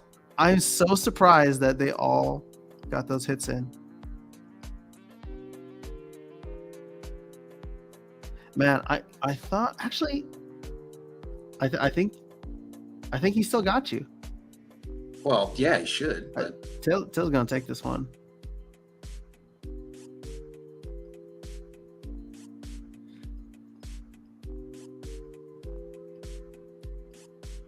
He's gonna get revenge for Dolan.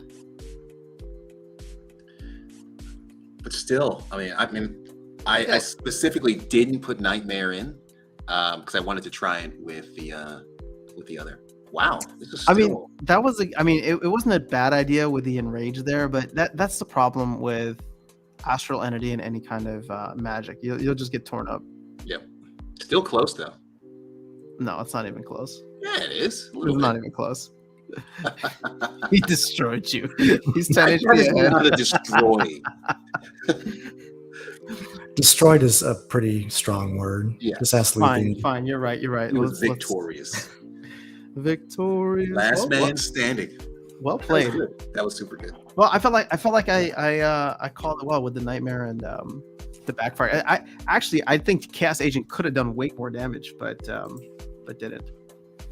He's taking it easy on you because he knows he's your favorite. The battle's so crazy it broke the game. That happens to me all the time, and then I just have to pause it and come back in. I feel like Coinbase would be better for onboarding. Binance better for speculators. Yeah, I don't disagree with that. William says validator nodes are better than exchange listings. Yeah, we need to get validator nodes up and running regardless. So, William, they're playing on the test server, so everything is gold foil, I think, for the most part. Whoa, Aggie's just tagging. Can't remember the last time we broke 100K on the market. Actually, that's an interesting thought. All right, Darkestnyte, let me know when you're ready. Yeah, it's already. I'm going to be sharing in a second. We're seeing a massive spike in the market. You can take it. Okay, sorry. Let's go back to yours. Gold foil fall inspectors. Why is every game for you guys another low mana game? Wow. Oh, interesting. Okay. Bright and Bloom is a great card. Oh, it's phenomenal. I'm just saying it's a low mana game. Or you get Equalizer. I think Tails has too much firepower. Yep. Ooh. Pow, pow. Oh, great use. Wow. Nope, never mind. And he's gonna hit you all the time because of the snare. Oh, unless you backfire. No, you can't backfire. He's gonna hit you. There you go. Wow. Well done. Nice use of what's his name? Grenadier. Which one? Oh, Grenadier. Grenadier is fantastic. Yeah. Was that an Earthquake rule set too? Low mana cards. Yeah, it was good. Okay, that makes sense. Grenadier with a snare on Brighton. Well played. I'm surprised nobody went with Vera, leaving her out in the dust. Oh, that would have been a good choice. I didn't think about that. You know what? All right, hold on. Fall Inspector is an awesome card. All right, while you guys are doing that, let me get back here. This is what I wanted to look at. Let's refresh this. Wait, does this does have market? Let's surrender that. Oh, you know what? I don't think this is live though. We're looking at what, February 25th? Yeah, okay. 62,000. Oh, look at this.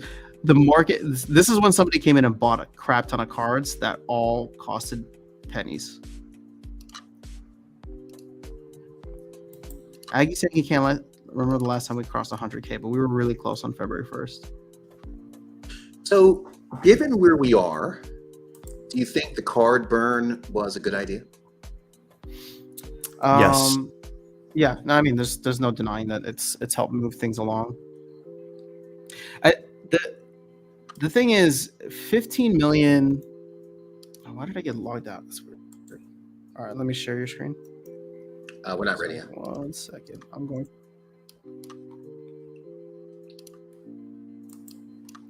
Yeah, no, there's no denying that it moved things forward, and I'm actually really excited for his plan for Rebellion if he's able to stick it with this like constant burn or weekly, monthly burn, however he looks at it.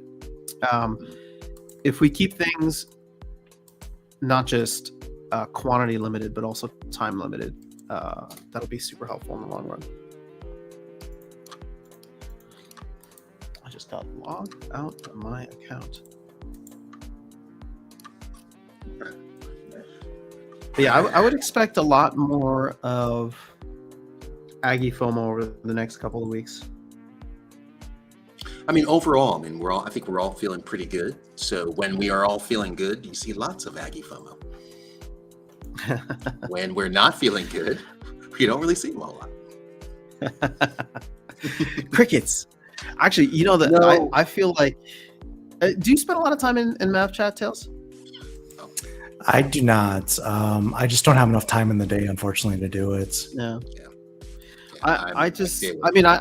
I'll chat in there sometimes, but I try to like go in and see what the general temperature is, and I still feel like nobody's talking. We're down to our last like 500 real players in the game. You know, Oh, it's this is interesting. We interesting. always have a similar kind of groove here. Let's see how this goes. Darkestnyte. Hey, what do you guys think about the artwork on Lily? I was glad that they changed the background because the original background on that was pretty horrible because it was a red panda with a red background. Oh, red on So- red, yeah. But I think overall, I honestly don't like the art. Again, I think it kind of makes a mockery of the game. I would prefer a more realistic kind of fantasy game with monsters that are not Care Bears. Like if you were to tell your neighbor, "Hey, play this game, and here's one of the top meta cards," they look at you like, "What?" It's kind of like almost a joke, but it is what it is. I mean. So it's funny because I thought the same thing, right? So the reason why I didn't buy Kitty the first time, right, was I said, like, what? The artwork didn't fit the rest of the artwork for all the other summoners, and I was like, this card's trash. I based that based on the artwork. That turned out to obviously not be true, right? But with the, I felt like, man, like did it to me again, right? And so now I know, get the card, right? But I wish it was more dragony, if you get what I'm saying. Dude, Tails, this is such a well-crafted team. Yes, it is. Your support is phenomenal on here. Right. And here's the funny part, right? The Oceanus, his force field had no effect whatsoever because everything is under. Everything's under 5, yeah. Everything's under 5, right? Which I did to myself, right? Because of this guy. I forget how good this card is. Whatever that 2-mana card is. Dwarven Miner? No, the one that just died. I'm actually blanking here. It's in your secondary position, Tails. Oh, Kelp Initiative? Kelp Initiative. There it is. Yeah, it's awesome. Yeah, it's an awesome card. It's such a great support card. I was like, which card of mine died? This is a flawless victory. What are you talking Oh, about? I'm sorry. Not your card. The card that just died. Because I saw Dr. Blind on the other side, and I was like, oh, well, he might take down Bakjirov. And then I forgot that you had not just a double triage, but also the cleanse. Well played. Yeah, Bakjirov is just, like we said it earlier, right? Bakjirov is just absolutely ridiculous. You know what's interesting with that is I feel like your lineup, Tails, was so solid that you probably could have won with a bunch of different summoners, because what I don't think Lear Deep Swimmer provided anything. There was no range on the other side, and there was no range, and so your blind didn't even matter either. Yeah, and that's why like the Angelic Mandarin is an underrated card, because it gives you the silence. So I've already got protection from, the ranged attack with Lear, with the shield and the blind, and by adding the silence, and I could have added another silence just for good measure, but I wanted to get more defensive and go with the triage. Yeah, I mean, because I was expecting an Almo and some Magic Reflect or Return Fire, so I wanted to make sure that my guys were still upright. Trying to get Dragon in here. That's why I keep surrendering. No, I agree. Yeah, it was very resilient, right? Like super resilient. All right, let me see here. Map check can be. All right, we're gonna keep going. So we'll be done with Chaos Legion Sale in about 30 days, a little over 30 days. How do you guys Less feel? than that, I think. I think 19 days or less, right? Depending on how this challenge back, goes. I think my internet was. I mean, there's 500,000 days, right? Was it 493? Divided by 25,000 is 19 days. And we're gonna have an end of season coming up in a couple days. That should eat through quite a few packs. We're gonna play the next one no matter what it is. This is terrible.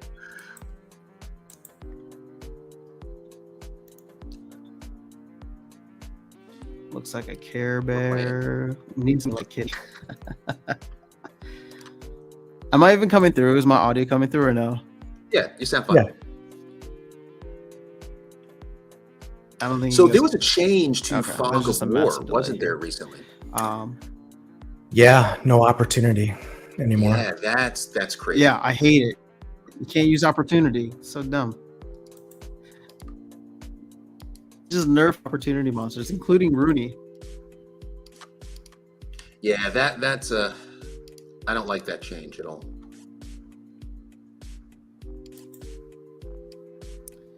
Virus, did you see the Mid-Journey art I said should have been in the town hall? I did not see that, Virus. I kind of want to look it up now.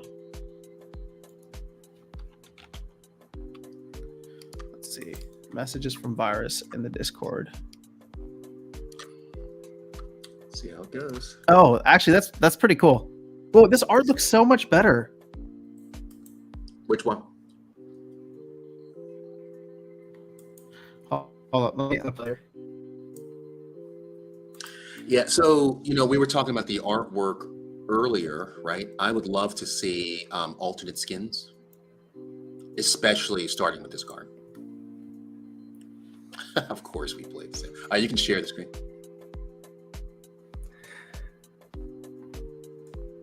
Sorry, give me 1 second.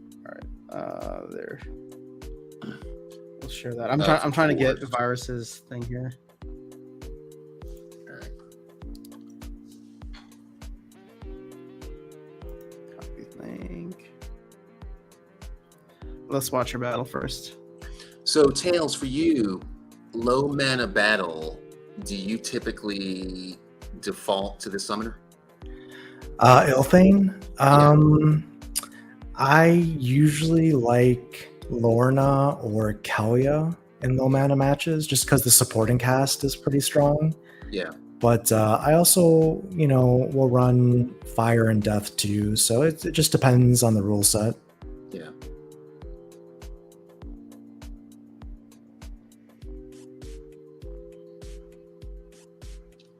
I should have just stopped on my. You got you good.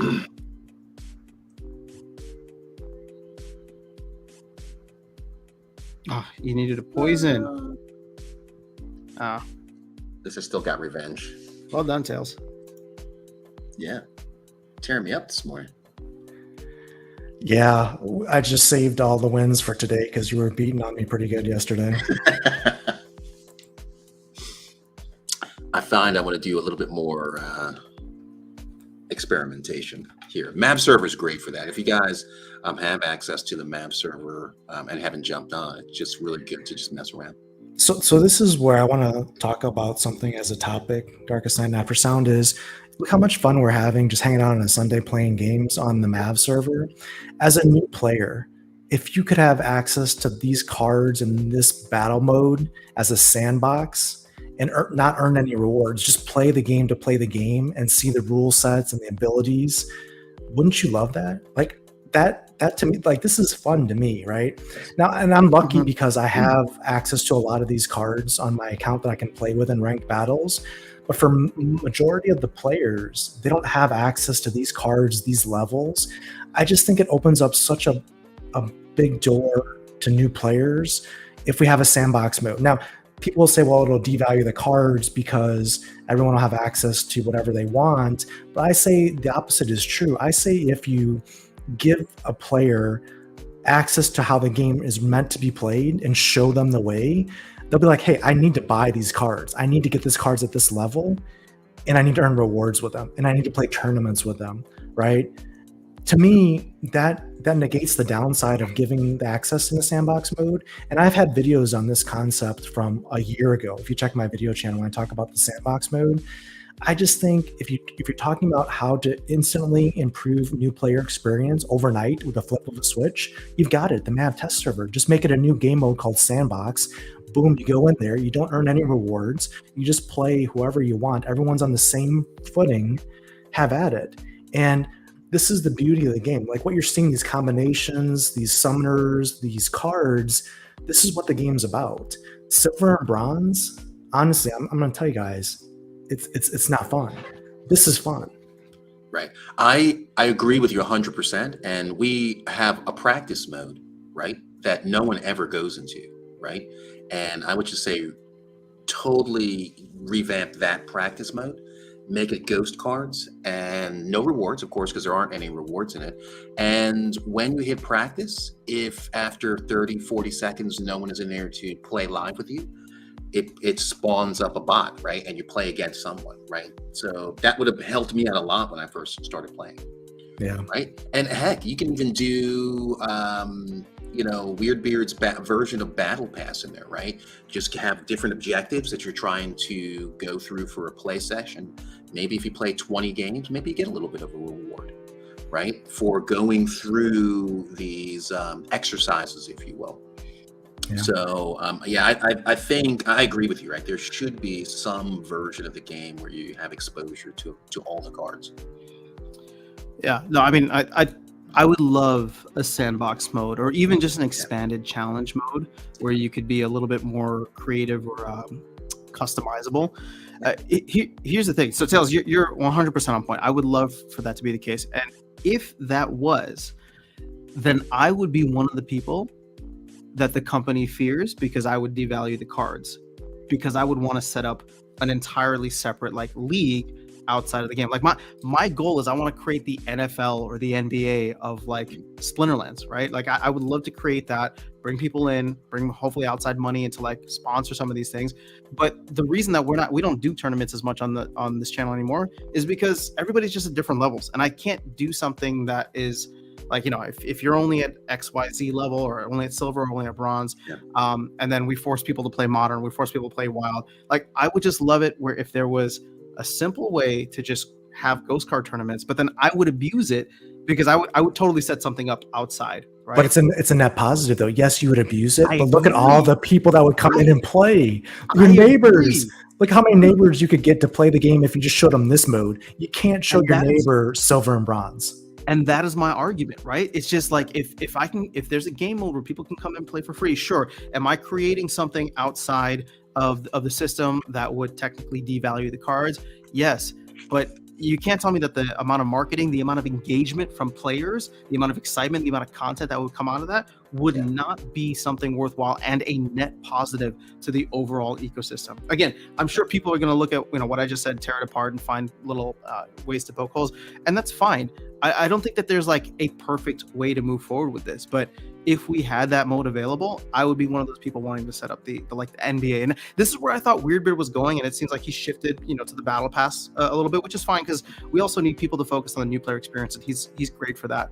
But last year when all the talk was about esports and this, I was just like, I want there to be an ongoing competition where everybody can enter in and it's merit based, and there could be some real rewards, real prizes. And even if there's not, I mean, like if we just created something official and people got to join in and you got to play with all the cards, but you got a trophy at the end in your trophy room that says, hey, Darkestnyte was the champion of the 2021 or sorry, not 20, but 2022 season, right? Like that'd be freaking sweet. It would be awesome. I would do that. Right? And you'd work hard for it, right? You'd practice. You'd really practice and look for novel meta changes, unpredictable strategies, right? Yeah. Because it's interesting, right? Tails and I would play some of the same cards, right? That given all the cards that we have to play with, in many instances, we're playing very similar cards. Yeah. With subtle differences, right? Exactly. And what I think is, and Chris West mentioned this in the chat, which is what I've talked about on stream as well. This opens up the door for iOS and Android for the mobile store, because you just have a mobile version of the game with no rewards, sandbox mode only. Like, this is a fun game to play on mobile if you make it mobile ready and you give it the sandbox mode. You get through the App Store issue with crypto and fees and all that other stuff. You just give it a free to play, sandbox mobile mode, and then guess what? People start figuring out, hey, I can buy a spell book. And own my cards. This is to mobile quickly, potentially, and opening up the door for new users in my mind.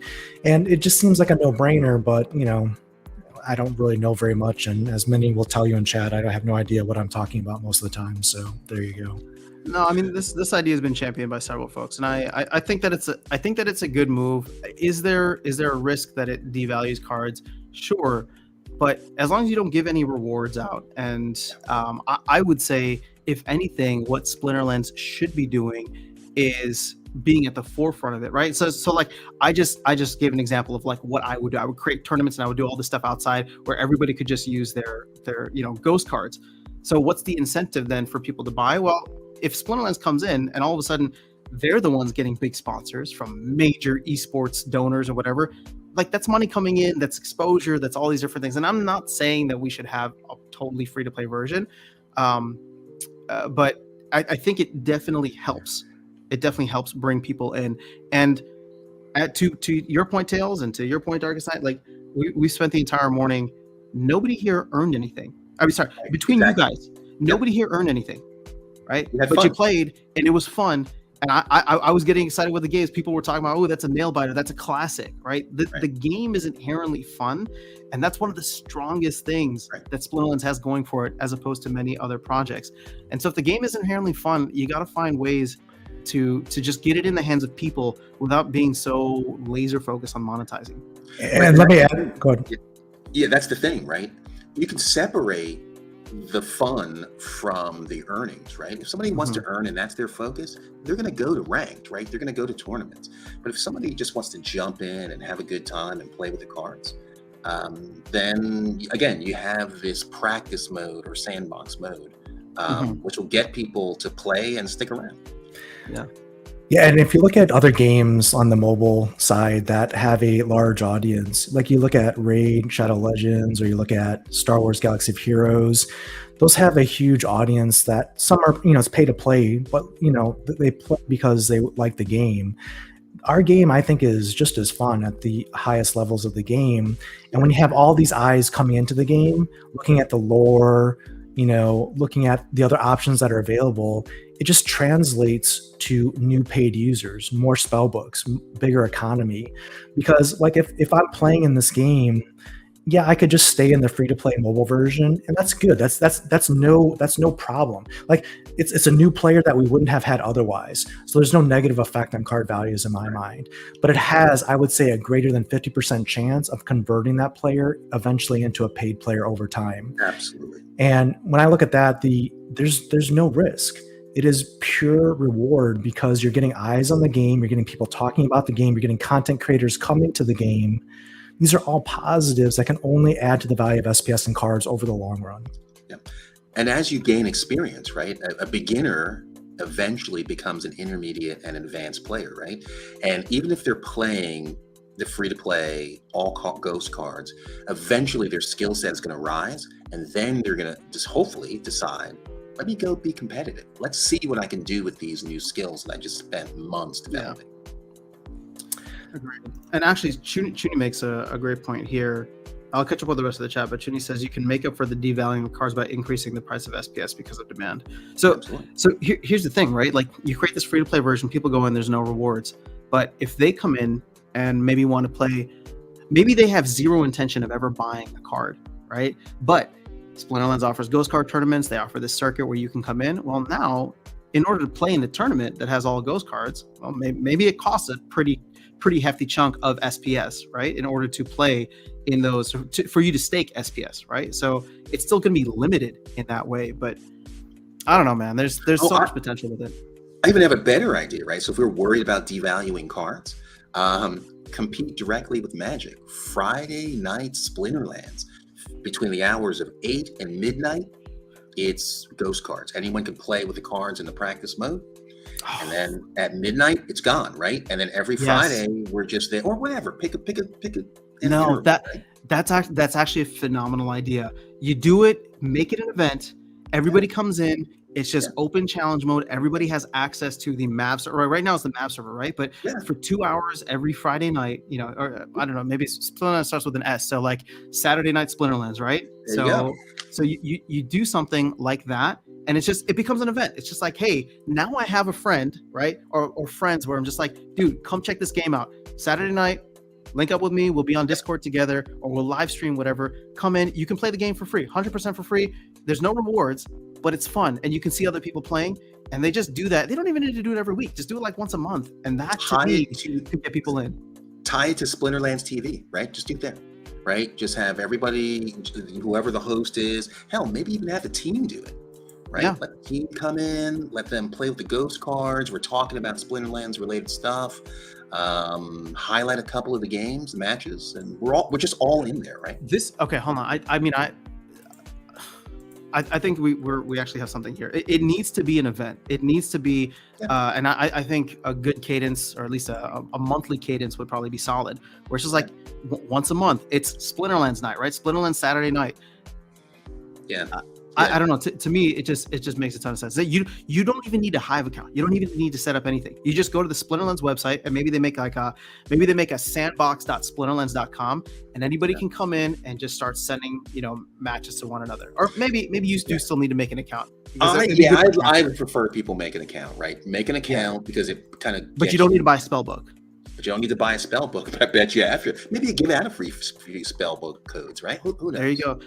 The thing is, if it is an event, then it's not just like an open thing. Now it's like I tell friends, you tell friends, everybody's saying like, hey, come check out this game. Splinterlands could even do, social media advertising, be like, yo, come in, check this game out. You can play for free, see what it's all about. If anything, we'll see if there's like a leaderboard and prizes for that night where some people get some packs, right? But again, it's like you don't want it to be botted in any way. But if they make it into an event where people are there and streamers are giving out packs and things like that, it could be cool, man. Yeah, I would be that's where I would be every Saturday night. Yeah, I mean, if you're giving out cards for FOMO February for just hanging out in chat, I mean, it would be so much better if you're, active with a streamer, doing matches, everyone's having a good time, and then you're giving out some prizes as well. It's just more engaging. It's the next evolution, right, of what Splinterlands could do.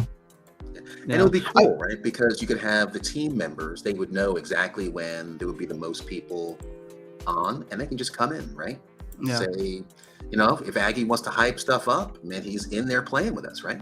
Yeah, no, I agree. I mean, I know it would be competition for Splinterlands TV, but I feel like this is where Splinterlands should be tapping into the content creator pool, right? The content creator, and it's just like Tails, here's like 5 packs that you can give away. Make sure you stream Saturday night at 8 p.m. Right? After Sound, Dwayne, like all of you guys, just get on your channels. This is an event, right? Just get people here, show them what it's all about, give away some packs, and we'll do it again next month, right? Give away, or maybe even give away like spellbook codes or whatever the case is, right? But I don't know. There's something there from a marketing perspective, because at the end of the day, word of mouth is going to be the strongest thing. And so if I actually have a place where I can invite people to, that's like an event, and we live in a digital world now, right? Friday Night Magic used to be like, oh, bring your cousin, bring your whatever. Let's go check out this comic book store, this gaming store. But now it's like, yo, just hop online, check out this game. Yep. You have one more challenge there, Tails. All right, let's do it. I can't help it. I've been getting brutalized all day. What time you got to go? I'm gonna wrap it up soon. Hold on. So get that battle going. I want to get Virus here, and then show. So this is the Mid-Journey AI art that he created. So just take a look at this, Darkestnyte and Tails, and let me know if you'd prefer that to the panda artwork that we currently have. Absolutely. It's pretty good, right? Absolutely. That looks awesome, actually. Yeah, that looks great. I love it. But now it needs like teeth and breathing fire. Yeah.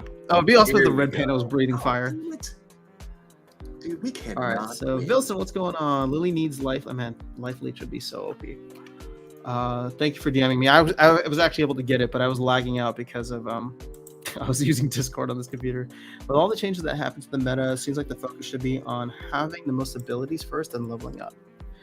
I don't know that I agree with that, but it's definitely something to think about, Judy. Sandbox doesn't have to be equal or any rewards. Agree. Need a sit and go format where it's 6 to 9 players, like an online poker site. Change 3 SPS or charge 3 SPS. Top 3 win. Yeah, I there's a lot of great ideas here, but I think if you make it into an event that's not just always ongoing, then it's not like the bots will be able to like take advantage of it. It'll be like 2 hours a month.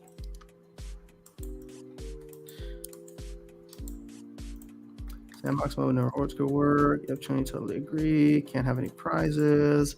If it's free with no rewards, man, I kind of want to like. I mean, I don't even know who to talk to on the team to bring it up, but I just feel like it'd be a good idea. Play the Chuny tourneys for NFTs. Oh, hell yeah, let's go. More tournaments coming. Some people would only play that mode and ever buy anything in the game. See, Alex, but here's the thing. I would rather have those people playing that mode and not buy anything, because they might tell their friends about the game. Right now, they are not even aware of Splinterlands. All those people that we're so worried about that are never going to buy anything in the game, I would rather they are aware of Splinterlands, playing Splinterlands. We're never going to get $1 from them. That's fine. But we could get some word of mouth advertising. They could onboard a friend to come in and say like, yo, check this out. 100% for practice modes, not for any rewards associated with it. Tails definitely doesn't know what he's talking about. 95%. Hey, Tails, we're moving on up. You got 5%. Yep. Baby steps.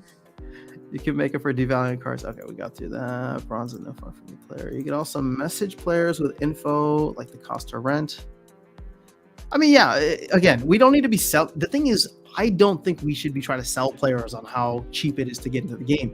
I think we should be selling players on how awesome the game is and how fun it can actually be. And if they like it enough, then they'll come in and start exploring and see, there's enough people making content about, ROI this and ROI that, right? I mean, obviously I'm raising my hand too, but the point is that we just need people to come in and try the game. Tuesday night drunken lures. That'd be fun. Drop the proposal, it'll pass. I don't think we don't even need a proposal for this. The team should just do it. I mean, I know there's like limited resources, but something like this would be fun. Game is up. I'm gonna get smashed. Do you want to share? I don't know. Oh, sorry. That wave brood is gonna hurt me very badly, I believe. Is there a death wheel today? No, there's no death wheel today. We'll work on getting some more stuff to give away soon. Weird Beard Rana will probably be the ones. Yeah, you know what? I'll talk with the Weird Beard, see what he says. All right, here we go.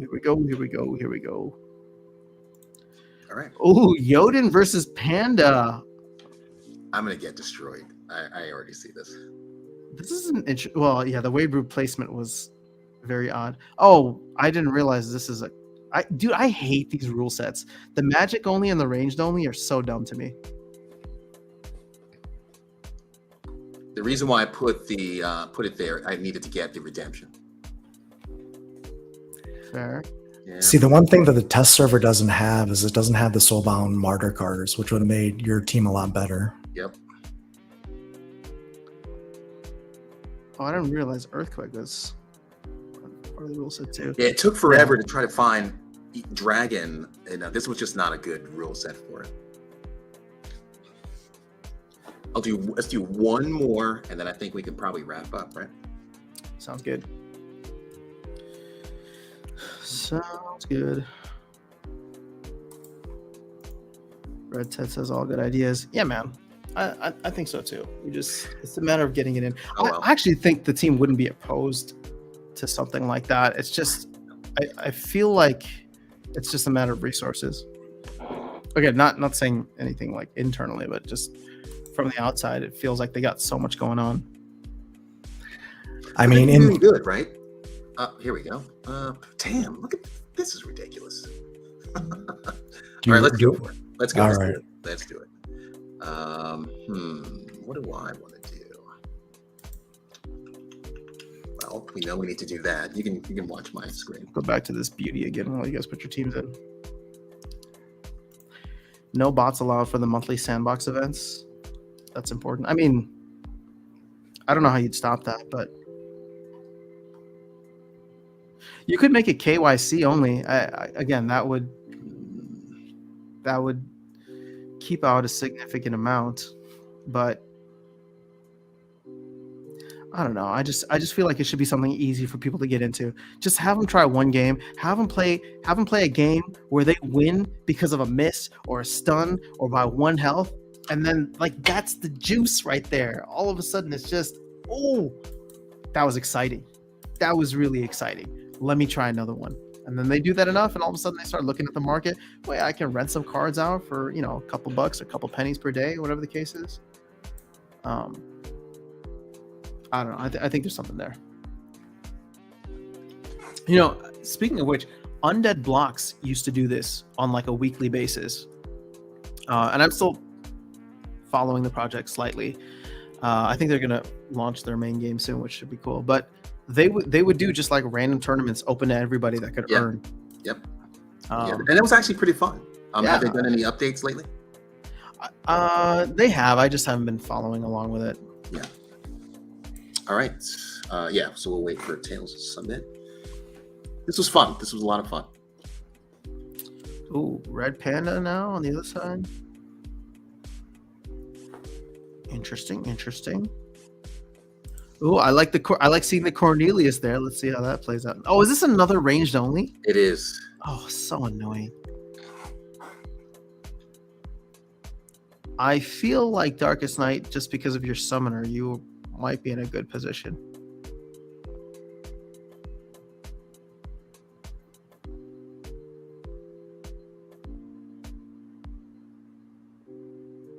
And I got double headwinds as well, so that's helping. But we'll see. Oh, that was a big miss from your recharge guy.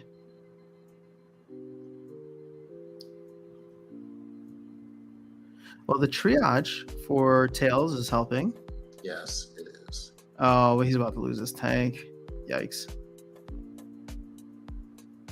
Yeah, I'd say that's kind of unfair. Unfair? I mean, you picked a great summoner is what I'm saying. Oh, camouflage. Interesting. So you're not going to touch that person until you make it through. Nope, never mind. You're not going to even make it through.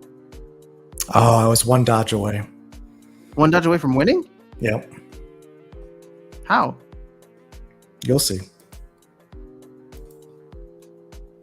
If I hit his Sea Stalker back there, I would have an archer unit with range, and he wouldn't. I would probably still get return fire, but I would have triage.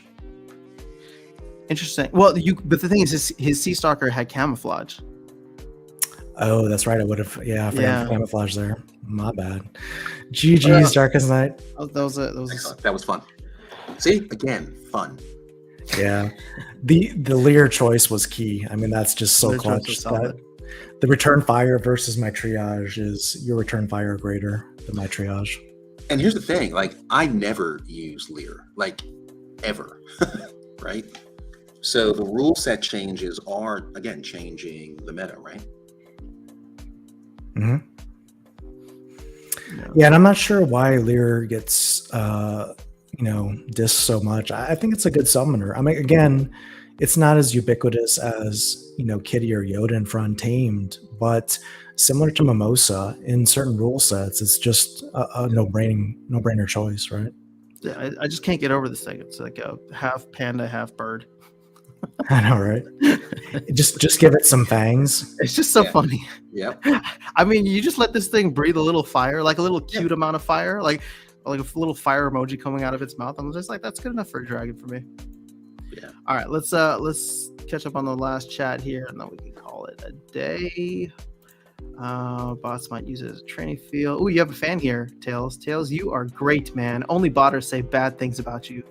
To turn off the fire in you so can stop talking the real.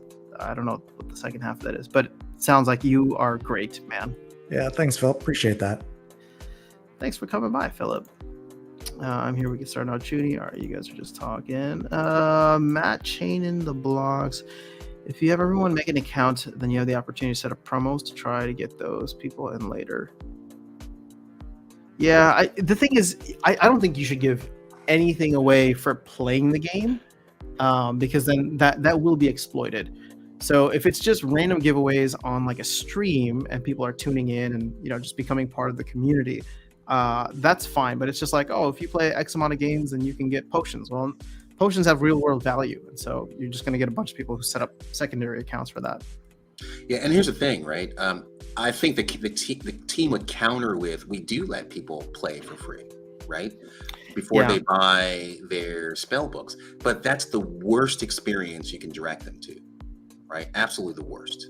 It's got to be an open sandbox where you can play with those cards at either max level, or you can choose like a different. Actually, you should be able to choose what level, because it's like you can come in and you can play max level, but let's say this is your second time, right? First time you came around and you're like, oh man, this is a really fun game. I'm playing max level, and then you go to the market and you're like, oh shit, I'm not going to spend $5,000 on a game, but silver looks like it could be cool, and I only got to spend like $600 to get a decent deck.